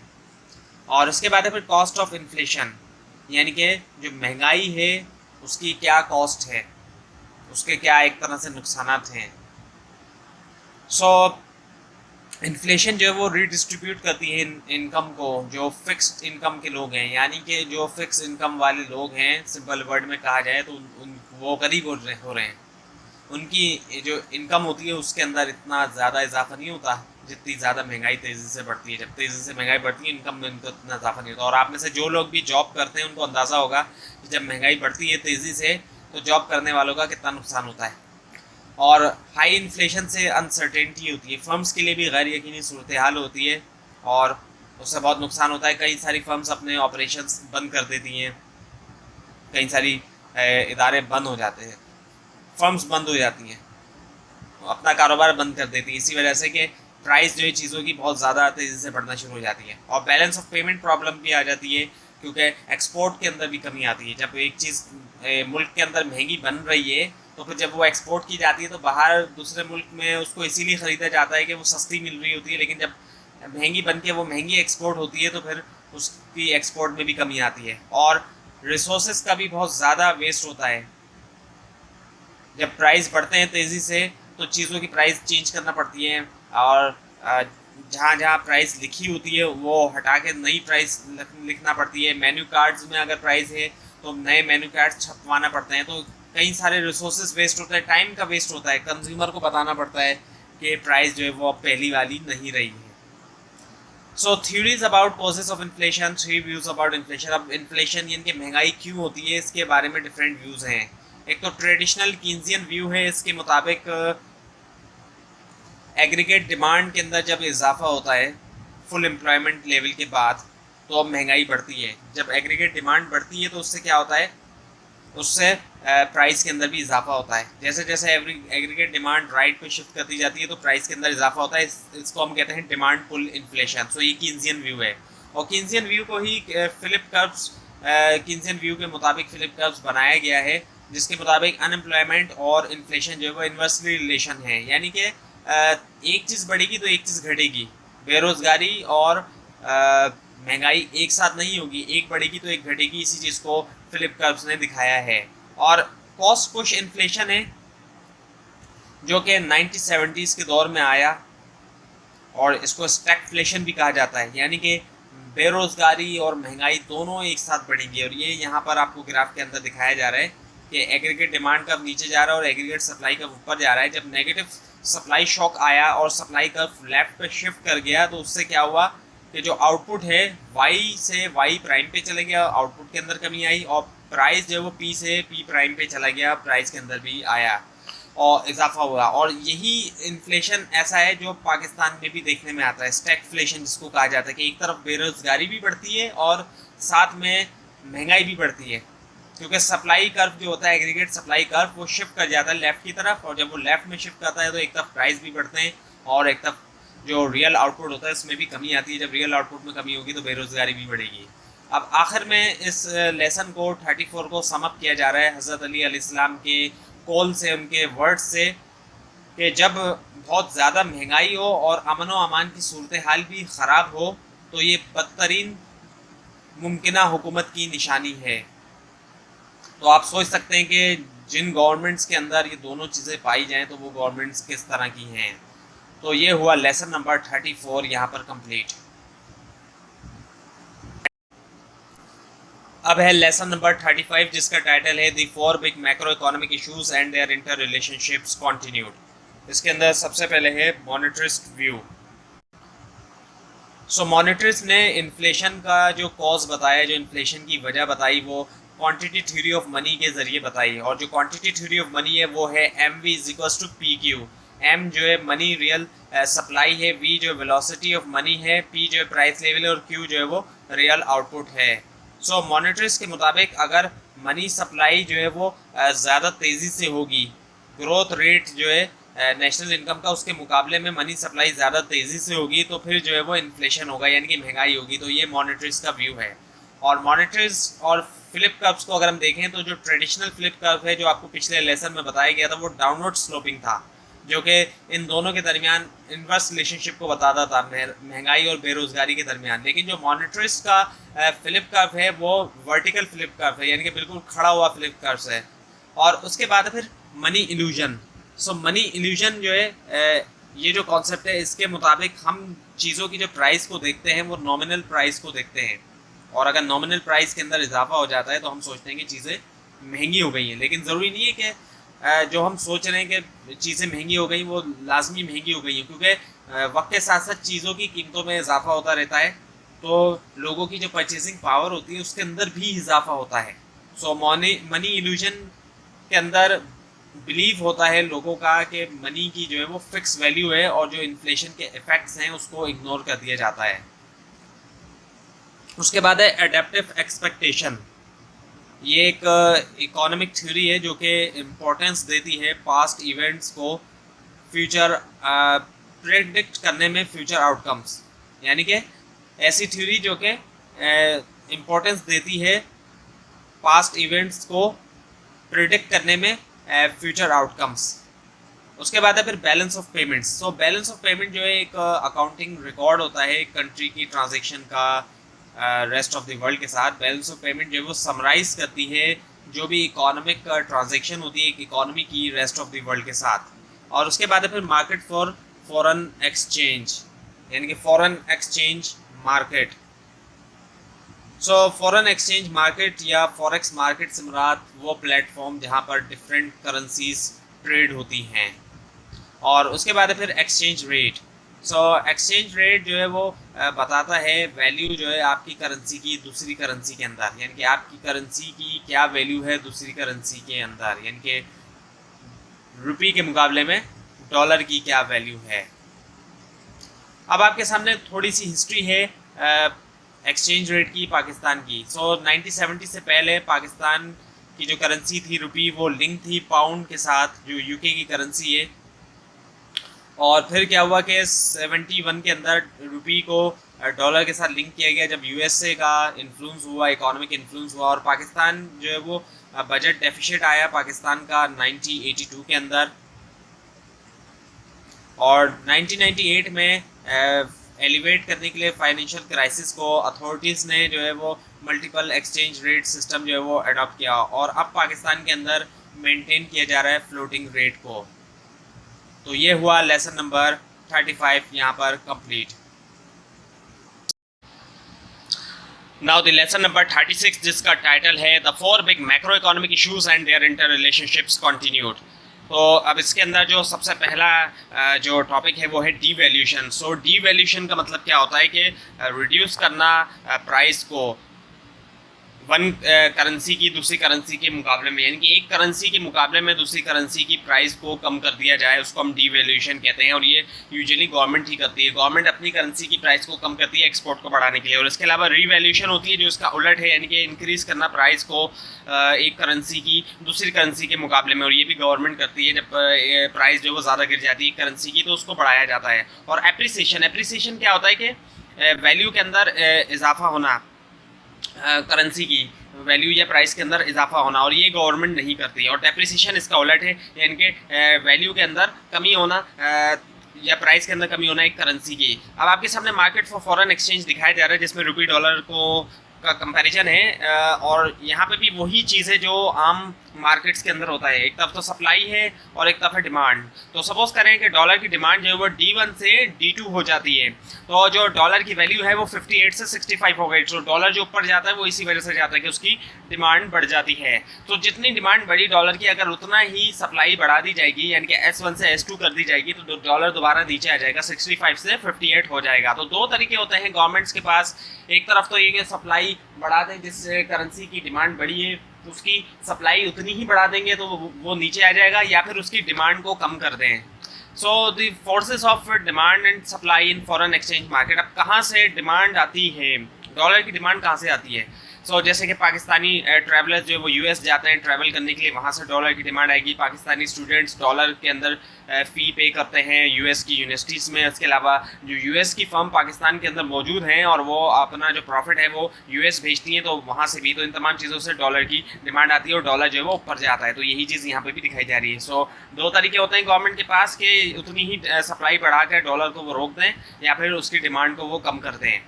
Equilibrium in the market for foreign exchange. Equilibrium जो होता है फॉरेन एक्सचेंज मार्केट के अंदर, वो पॉइंट ऑफ इंटरसेक्शन पे होता है, जो डिमांड और सप्लाई कर्व का जो पॉइंट ऑफ इंटरसेक्शन होता है। उसके बाद नीचे है पार्ट्स ऑफ BOP यानी कि बैलेंस ऑफ पेमेंट के पार्ट्स। तो तीन हिस्से बैलेंस ऑफ पेमेंट के, करंट अकाउंट, कैपिटल अकाउंट और चेंजेस टू रिजर्व हमारे पास। जो करंट अकाउंट होता है ये एसेंशियली जो है ये ट्रेड बैलेंस होता है। जो करंट अकाउंट होता है BOP का, यानी कि बैलेंस ऑफ पेमेंट का, यानी कि एक्सपोर्ट माइनस इंपोर्ट, लेकिन साथ में इसमें नेट फैक्टर रिसीव जो होती है अब्रॉड से, वो भी इसके अंदर शामिल होती है। करंट अकाउंट के अंदर जो चीज़ें आए हैं, कुछ चीज़ें पॉजिटिव हैं, कुछ चीज़ें नेगेटिव है। अच्छा, जितनी भी चीज़ें पॉजिटिव हैं ये वो चीज़ें हैं जो डॉलर की सप्लाई को बढ़ाती हैं और जो एक्सचेंज रेट है उसको अप्रिशिएट करती हैं, जितनी भी पॉजिटिव हैं। और जो नेगेटिव है वो डेप्रिशिएट करती हैं एक्सचेंज रेट को और वो डॉलर की सप्लाई को घटाती हैं। गुड्स या विजिबल बैलेंस ये इसमें शामिल है करंट अकाउंट के अंदर। इंपोर्ट एक्सपोर्ट, एक्सपोर्ट जो है वो पॉजिटिव है क्योंकि एक्सपोर्ट से डॉलर जो है उसकी सप्लाई में इजाफा होता है और इंपोर्ट से डॉलर की सप्लाई में कमी आती है। और इसी तरह सर्विसेज और इनविजिबल बैलेंस है, इसके अंदर जो एक्सपोर्ट होगी इसकी वो जो है पॉजिटिव है और इंपोर्ट जो है वो नेगेटिव है। और इनकम और ट्रांसफ़र है जिसके अंदर फैक्टर इनकम फ्रॉम अब्रॉड जो है ये पॉजिटिव है, जैसे कि वर्कर की रेमिटेंस है, जो वर्कर काम कर रहे हैं बाहर पाकिस्तानी, वो बाहर से भेजते हैं पैसा। और इसके अलावा डिविडेंड्स, प्रॉफिट जो उनको बाहर से मिलता है, या फिर इंटरेस्ट उनको बाहर से मिल रहा है जो भी उन्होंने इन्वेस्टमेंट की है उसके ऊपर, इन्वेस्टमेंट के ऊपर उनको डिविडेंड या इंटरेस्ट मिलता है, तो वो तमाम चीज़ें पॉजिटिव होती हैं। और फैक्टर पेमेंट ये नेगेटिव होता है। और इसके अंदर मल्टीनेशनल जो कॉर्पोरेशन है उनका प्रॉफिट और इंटरेस्ट ऑन डेट, जो कर्जा लिया गया उसके ऊपर जो इंटरेस्ट पे करना है, तो ये फैक्टर पेमेंट्स में आ जाती हैं जो कि माइनस हो जाती हैं। और उसके बाद फिर कैपिटल अकाउंट के अंदर हमारे पास कैपिटल अकाउंट है क्या? कैपिटल अकाउंट जो है जैसे कि कैपिटल जो है वो इन्वेस्टमेंट होता है। कैपिटल अकाउंट एक तरह से इन्वेस्टमेंट अकाउंट है और कैपिटल अकाउंट जो है जनरली प्रोवाइड करता है direct picture net asset position की कंट्री की with the rest of the world. दो क्वेश्चन रेज होते हैं कि क्या करंट अकाउंट डेफिशिएंट लाजमी बुराई हो, तो आंसर इसका नो है। और कैसे करंट अकाउंट को जो कि डेफिशिएंट में उसको रिस्टोर किया जा सकता है, इनके उसको बैलेंस में लाया जा सकता है। एक क्विक जो सोल्यूशन है अंडर फिक्स्ड एक्सचेंज रिडीम वो ये है कि इकोनॉमिक डिफ्लेशन का होना।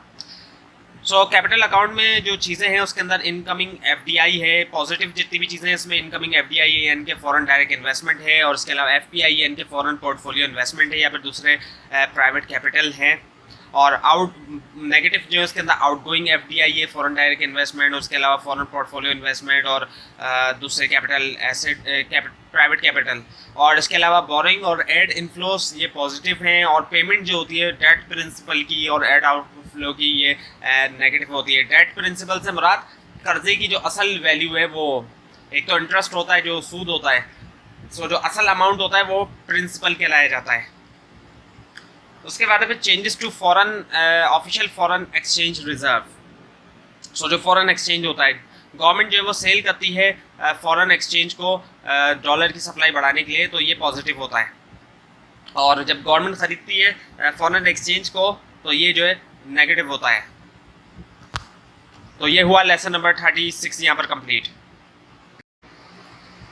अब है लेक्चर नंबर 37 जिसका टाइटल है the 4 big macro economic issues and their inter relationships continued. इसके अंदर सबसे पहले है determinants of capital account. So पहला डिटर्मिनेंट है मैक्रो इकोनॉमिक एनवायरनमेंट की attractiveness, law and order situation यानी कि अमन व अमान की सूरत हाल, और ये एक इंपॉर्टेंट डिटर्मिनेंट होता है फॉरेन इन्वेस्टमेंट के इन्फ्लो के लिए कंट्री के अंदर। और जितने ज़्यादा फेवरेबल इंटरनेशनल कंडीशन होगी बोरिंग की तो उतना ही ईजिली कंट्री जो है वो रेस कर सकता है फॉरेन डेट को। और अगर फॉरेन इंटरेस्ट रेट जो है वो लोअर है डोमेस्टिक इंटरेस्ट रेट के मुकाबले में, तो जो फॉरेन पोर्टफोलियो इन्वेस्टर्स होगा वो इन्वेस्ट करना चाहेगा कंट्री की डोमेस्टिक कंट्री की स्टॉक बॉन्ड्स और दूसरे इंटरेस्ट बेयरिंग एसेट्स के अंदर। उसके बाद है competitiveness of a Pakistani good relative to a US good real exchange rate. So nominal exchange rate क्या है? नॉमिनल एक्सचेंज रेट जो है इसका मतलब ये होता है कि number of unit of the domestic currency that can purchase a unit of given foreign currency, यानी कि कितने नंबर ऑफ यूनिट चाहिए होंगे डोमेस्टिक करेंसी के एक फॉरेन करेंसी के यूनिट को खरीदने के लिए, यानी कि कितने रुपीस में $1 को खरीदा जा सकता है। और रियल एक्सचेंज रेट वो है C is equals to RER, यानी कि real exchange rate is equals to PF divided by PD multiply by nominal exchange rate. So nominal exchange rate अगर हम देखें तो अगर PF ऊपर जाता है, प्राइस ऑफ फॉरेन गुड्स ऊपर जाता है और एक्सचेंज रेट जो है वही है, सो हमारी जो कॉम्पिटिटिवनेस ज़्यादा होगी और जो पाकिस्तानी गुड्स हैं वो चीपर हो जाएंगे, सस्ते हो जाएंगे।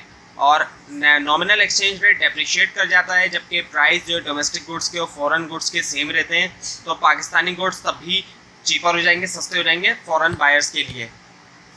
और अगर PF divided by PD falls करता है, यानी price of foreign divided by price of domestic goods fall करता है, तो RER जो है real interest rate real exchange rate गिर जाएगा और कॉम्पिटिटिवनेस भी गिर जाएगी, करंट अकाउंट डेफिसिट जो है वो बिगड़ जाएगा और नॉमिनल एक्सचेंज रेट को लाजमी एडजस्ट होना होगा, उसको राइज होना होगा ताकि कॉम्पिटिटिवनेस को बहाल किया जा सके। अब आपके सामने एक कंपैरिजन है कि US के अंदर इन्वेस्ट किया जाए या पाकिस्तान में इन्वेस्ट किया जाए। अगर पाकिस्तान में इन्वेस्ट किया जाता है तो 10% इंटरेस्ट रेट चल रहा है और 60 रुपीज़ का $1 है, तो इसमें यहाँ पर जब 60 रुपीज़ इन्वेस्ट किए जाएंगे तो साल के आखिर में 66 रुपीज़ मिल जाएंगे, इनके 10% के हिसाब से। US के अंदर अगर इन्वेस्ट करते हैं तो US के अंदर कन्वर्ट करना पड़ेगा, तो 60 रुपीज़ $1 में कन्वर्ट हो जाएगा, तो $1 के ऊपर 3% इंटरेस्ट मिलेगा। तो जब उसको कन्वर्ट किया जाएगा जो कि $1.03 है, उसको कन्वर्ट करेंगे तो 68.1 जो है साल के आखिर में मिलेगा। तो यहाँ पर पाकिस्तान में इन्वेस्ट करना बेटर है क्योंकि साल के आखिर में 66 रुपीज़ पाकिस्तान में मिल रहे हैं जबकि US में 61.8। लेकिन अगर यहाँ हम देखें अगर रुपीज़ एप्रिशिएट कर जाता है, रुपये की वैल्यू में कमी आती है, तो पाकिस्तान में तो हमें उतना ही मिलेगा 66 रुपीज़। लेकिन जब हम डॉलर में इन्वेस्ट करेंगे तो क्या होगा कि डॉलर की वैल्यू ही 66 रुपीज़ पहुँच जाएगी, $1 66 रुपीज़ का हो गया और 3% इंटरेस्ट भी मिल रहा है, तो जो रिटर्न मिलेगा साल के आखिर में वो मिलेगा 67.8। तो इस केस में US में इन्वेस्ट करना ज़्यादा बेटर है क्योंकि दो चीज़ें उससे फ़ायदा हो रहा है, एक तरफ तो इंटरेस्ट रेट तो मिल ही रहा है, साथ में डेप्रिशिएट भी हो रहा है रुपीज़, तो रुपीज़ की जो वैल्यू है उसमें कमी आ गई। उसके बाद है फिर interest parity condition. Interest parity condition एक आर्बिट्राज कंडीशन होती है जो सजेस्ट करती है relationship interest rate, export exchange rate और फॉरवर्ड एक्सचेंज रेट के दरमियान। तो अब इससे पता चलता है कि हम डोमेस्टिक करेंसी में इन्वेस्ट करें या फिर डोमेस्टिक मार्केट में इन्वेस्ट करें या फॉरेन जो मार्केट है उसमें इन्वेस्ट करें। अगर हम डोमेस्टिक के मुताबिक इन्वेस्ट करेंगे तो फिर हमें ये देखना होगा, दो चीज़ें देखी जाएंगी, ID is equals to IF plus change in EE, यानी कि डोमेस्टिक इंटरेस्ट रेट बराबर है foreign interest rate plus expected depreciation. और यहाँ पे एग्जांपल दी गई कि 13% डोमेस्टिक इंटरेस्ट रेट है, फॉरेन इंटरेस्ट रेट 3% है और एक्सपेक्टेड डेप्रिसिएशन 10% है। तो ये वही एग्जांपल है जो पीछे आपको दिखाई गई थी विजुअली तौर पे एक तस्वीर के ज़रिए कि अगर इंटरेस्ट डोमेस्टिक इंटरेस्ट रेट ज़्यादा है foreign interest rate plus depreciation के, एक्सपेक्टेड डेप्रिसिएशन के, तो पाकिस्तान में इन्वेस्ट करना फ़ायदेमंद है क्योंकि डोमेस्टिक इंटरेस्ट रेट इतना ज़्यादा मिल रहा है कि वो फॉरेन का इंटरेस्ट रेट और साथ में जो डेप्रिसिएशन है करेंसी की उससे भी ज़्यादा है, तो तब लेकिन अगर डोमेस्टिक इंटरेस्ट रेट कम है, फॉरेन इंटरेस्ट रेट के अंदर जब हम एक्सपेक्टेड डेप्रिसिएशन मिलाएंगे तो फिर यूएस के अंदर फ़ायदा होगा इन्वेस्ट करने का। ये वही एग्जाम्पल है जो पीछे आपको दिखाई गई थी। उसके बाद है फिर current account deficit. So current account बहुत इंपॉर्टेंट रोल इसका बहुत इंपॉर्टेंट होता है ये मेंटेन करने के लिए लॉन्ग टर्म जो सस्टेनेबिलिटी होती है बैलेंस ऑफ पेमेंट की। सो आप रिकॉल करें इक्विलिब्रियम जो कंडीशन थी कीन्स की, पिछले लेसन्स के अंदर आपको जो बताया गया था कि कीन्स के मुताबिक जितने भी विड्रॉल होंगे वो इंजेक्शंस के बराबर होंगे। सो डब्ल्यू जो है वो बराबर है जे के, यानी कि विड्रॉल बराबर इंजेक्शन के, और विड्रॉल के अंदर एसटीएम आता है और इंजेक्शन के अंदर आईजीएक्स आ जाता है। तो हम एम और एक्स को एक जगह कर देंगे क्योंकि एम और एक्स जो है वो इम्पोर्ट एक्सपोर्ट है, और बाकी चीज़ें हम दूसरी जगह कर देंगे तो आई एस जी टी आ जाएगा। सो करंट अकाउंट जो डेफिशिट होता है वो बराबर होता है private sector resource deficit plus government budget deficit के। सो अब उसके बाद है फिर कैसे जो है वो रिड्यूस किया जाए करंट अकाउंट डेफिशिट, हम कैसे घटाएंगे करंट अकाउंट डेफिशिट को। सो इसका एक बहुत कॉमन तरीका ये होता है कि डीवैल्यूशन की जाए, यानी कि अपनी करेंसी की वैल्यू के अंदर कमी लाई जाए। उससे क्या फ़ायदा होगा कि जब वैल्यू कम आएगी, करेंसी के अंदर वैल्यू कम होगी, तो उससे एक्सपोर्ट में इजाफा होगा क्योंकि चीज़ों की प्राइस गिर जाएंगी इस वजह से, और उससे एक्सपोर्ट में इजाफा हो जाएगा और इंपोर्ट के अंदर कमी आएगी, उससे करंट अकाउंट डेफिसिट में कमी आ जाएगी। लेकिन ये पॉलिसी हर कंट्री के अंदर सक्सेसफुल नहीं है, स्पेशली पाकिस्तान जैसे कंट्री में जहाँ पर इतना ज़्यादा कर्जा चढ़ा हुआ है। जब करेंसी की वैल्यू गिरेगी, अगर रुपये की वैल्यू गिरेगी तो यहाँ तो कर्जा और ज़्यादा बढ़ता चला जाएगा। तो पाकिस्तान जैसे कंट्री के अंदर यहाँ पर ये एप्लीकेबल नहीं है। नाउ द लेसन नंबर 38 जिसका टाइटल है the 4 big macro economic issues and their inter relationships continued. इसके अंदर सबसे पहले है the concept of economic growth and growth rate. Economic growth का क्या मतलब होता है? इकोनॉमी की लेवल ऑफ प्रोडक्शन, आउटपुट और इनकम के अंदर इजाफा होना, इसको इकोनॉमिक ग्रोथ कहा जाता है। यानी कि जो क्वांटिटी होती है गुड्स और सर्विस की जो एक सोसाइटी प्रोड्यूस करती है उसके अंदर इजाफा हो जाता है जब इकोनॉमी ग्रो करती है। और ग्रोथ रेट का क्या मतलब है? इसका मतलब ये होता है कि इसको ये एक रेट होता है एक्चुअली, और इसको परसेंटेज के अंदर एक्सप्रेस किया जाता है जो कि शो करता है रेट ऑफ चेंज एक कंट्री की जीडीपी में एक साल से दूसरे साल तक। और एक्चुअल और पोटेंशियल जीडीपी क्या है? सो एक्चुअल और पोटेंशियल जीडीपी के दरमियान जो फ़र्क है उसको आउटपुट गैप या जीडीपी गैप कहा जाता है। और एक्चुअल जीडीपी वो होती है जो एक्चुअल लेवल ऑफ एक्टिविटी होती है, और पोटेंशियल जीडीपी वो होती है जो maximum possible level of activity होती है जब रिसोर्सेज को फुली यूटिलाइज किया जाता है। अब आपके सामने यहाँ पर ग्राफ के जरिए दिखाया जा रहा है एक्चुअल और पोटेंशियल के दरमियान फ़र्क। तो PPF1 यानी कि production possibility frontier 1 potential GDP है, सपोज करें पोटेंशियल जीडीपी है यानी कि मैक्सिमम जीडीपी है। अब इससे ज़्यादा जो है वो जीडीपी के अंदर इजाफा नहीं हो सकता, यानी कि एक्चुअल जीडीपी जो है वो इस पोटेंशियल जीडीपी से ज़्यादा नहीं हो सकती। तो एक्चुअल जीडीपी या तो डी होगी, बी होगी, सी होगी या ए होगी। ए भी हो सकती है अगर रिसोर्सेज को फुली यूटिलाइज नहीं किया जा रहा। लेकिन जीडीपी अगर बी से ई हो जाती है, यानी कि कर्व अगर शिफ्ट हो जाता है, तो इसका मतलब ये कि पोटेंशियल जीडीपी के अंदर इजाफा हो रहा है। बी से ई की तरफ अगर हम जाएँ तो पोटेंशियल जीडीपी में इजाफा हो रहा है। उसके बाद है ट्रेडिशनल थिंकिंग अबाउट ग्रोथ। सो जो ट्रेडिशनल व्यू है थिंकिंग है ग्रोथ के बारे में, इसके मुताबिक जीडीपी के अंदर इजाफा होता है फैक्टर्स के अंदर इजाफे की वजह से, और फैक्टर्स हैं लैंड, लेबर, कैपिटल और एंटरप्रेन्योरशिप। उसके बाद है फिर ट्रेड साइकिल। अब ट्रेड साइकिल के अंदर ये चीज़ दिखाई जा रही है कि पोटेंशियल आउटपुट जो है उसके अंदर वक्त के साथ साथ इजाफा होता जा रहा है, और एक्चुअल आउटपुट में भी इजाफा हो रहा है, लेकिन उसमें फ्लक्चुएशंस आ रही हैं। फ्लक्चुएशन आ रही है ट्रेड साइकिल के फेजेस की वजह से। पहला जो है वो अपटर्न है, दूसरा बूम है, तीसरा पिकिंग आउट है, और चौथा है स्लो डाउन या रिसेशन। उसके बाद है नॉमिनल वर्सेस रियल जीडीपी। सो नॉमिनल जीडीपी वो होती है जो कि जीडीपी एट करंट प्राइस, और रियल जीडीपी होती है जीडीपी एट कांस्टेंट प्राइस। सो इसकी एक बहुत आसान सी एग्जांपल है, एक इकोनॉमी के अंदर, एक कंट्री के अंदर 1000 व्हीकल्स, 1000 गाड़ियाँ प्रोड्यूस होती हैं। तो एक साल भी 1000 प्रोड्यूस हुई, दूसरे साल भी 1000 ही प्रोड्यूस हो रही हैं। तो जो रियल जीडीपी है वो तो सेम रहेगी, पहले साल की भी दूसरे साल की भी, क्योंकि हम कांस्टेंट प्राइस लेंगे। गाड़ियाँ जितनी प्रोड्यूस हो रही हैं पहले साल उतने ही साल, दूसरे साल भी उतनी ही गाड़ियाँ प्रोड्यूस हो रही हैं, तो रियल जीडीपी के अंदर तो कोई फ़र्क ही नहीं पड़ा। लेकिन नॉमिनल जीडीपी बढ़ गई, इस वजह से बढ़ गई क्योंकि महंगाई हुई, और महंगाई की वजह से उनकी जो वैल्यू थी, मार्केट वैल्यू गाड़ियों की, उसके अंदर इजाफा हो गया इस वजह से। तो ये फ़र्क है नॉमिनल और रियल जीडीपी का। रियल जीडीपी में हम इन्फ्लेशन को भी एडजस्ट कर लेते हैं, जबकि नॉमिनल जीडीपी में इन्फ्लेशन को एडजस्ट नहीं किया जाता। ये देखा जाता है कि जो मार्केट वैल्यू करंट चल रही है उसके मुताबिक ही जीडीपी मेजर हो जाती है। उसके बाद फिर aggregate GDP versus per capita income, sorry per capita real GDP. So aggregate GDP जो है वो इकोनॉमी की टोटल इनकम होती है या फिर टोटल सम होती है इनकम की एक इकोनॉमी के अंदर गिवन पीरियड के अंदर, यूजुअली एक साल के अंदर। और जो रियल जीडीपी रियल पर कैपिटा रियल जीडीपी होती है, इसको हासिल किया जाता है जब जीडीपी एट कांस्टेंट प्राइस को डिवाइड किया जाता है पॉपुलेशन से कंट्री की। उसके बाद है कि why growth is an important macro economic issue. अब जो ग्रोथ है वो इम्पॉर्टेंट क्यों है? वो आवाम के लिए भी इम्पॉर्टेंट है और इवन के जो रूलर्स हैं उनके लिए भी इम्पॉर्टेंट है। इस तरीके से है कि जब ग्रोथ होगी तो हायर ग्रोथ होने की वजह से जो नेशनल इनकम है वो भी हायर होगी और उससे क्या होगा कि बेटर लिविंग स्टैंडर्ड होगा ऑन एवरेज। यानी कि सिर्फ अमीर का ही लिविंग स्टैंडर्ड अच्छा नहीं होगा, बल्कि जो एवरेज अर्निंग करने वाले लोग हैं उनका भी लिविंग स्टैंडर्ड बहुत अच्छा होगा। और डेमोक्रेटिक कंट्री के अंदर जो रूलर्स हैं उनको भी बहुत फ़ायदा होगा, उनको दोबारा री इलेक्ट होने का चांस मिलेगा और वो भी फेयरली। और उसके बाद है फिर how per capita growth rates relate to the aggregate growth rate in an economy defining GDP. So कैसे पर कैपिटा ग्रोथ रेट जो है वो रिलेट करता है एग्रीगेट ग्रोथ रेट से इकोनॉमी के अंदर। सो वाई जो है स्मॉल वाई बराबर है capital Y divided by capital L के। स्मॉल वाई यानी कि पर कैपिटा जीडीपी बराबर है total GDP divided by population के। और अब हम क्या करेंगे, लॉग लेंगे दोनों साइड पे। तो L N small Y is equals to L N capital Y minus L N capital L.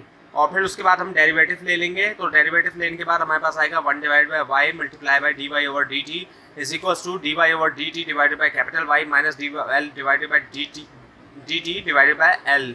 और ये असल में G Y is equals to G capital Y minus G capital L है। यानी कि growth rate of per capita income बराबर है growth rate of total output minus growth rate of population के। अब आपके सामने यहाँ टेबल में दिखाया जा रहा है real gross domestic production figure, कुछ कंट्रीज़ का डेटा दिखाया जा रहा है, जिसके अंदर जापान है सबसे पहले। और इसका जो है वो 100 टाइम रेशियो है 80-70 से लेकर 99। अच्छा, इसमें जो रेशियो है वो 80-70 से लेकर 1999 तक का है और एनुअल ग्रोथ रेट परसेंटेज के अंदर है।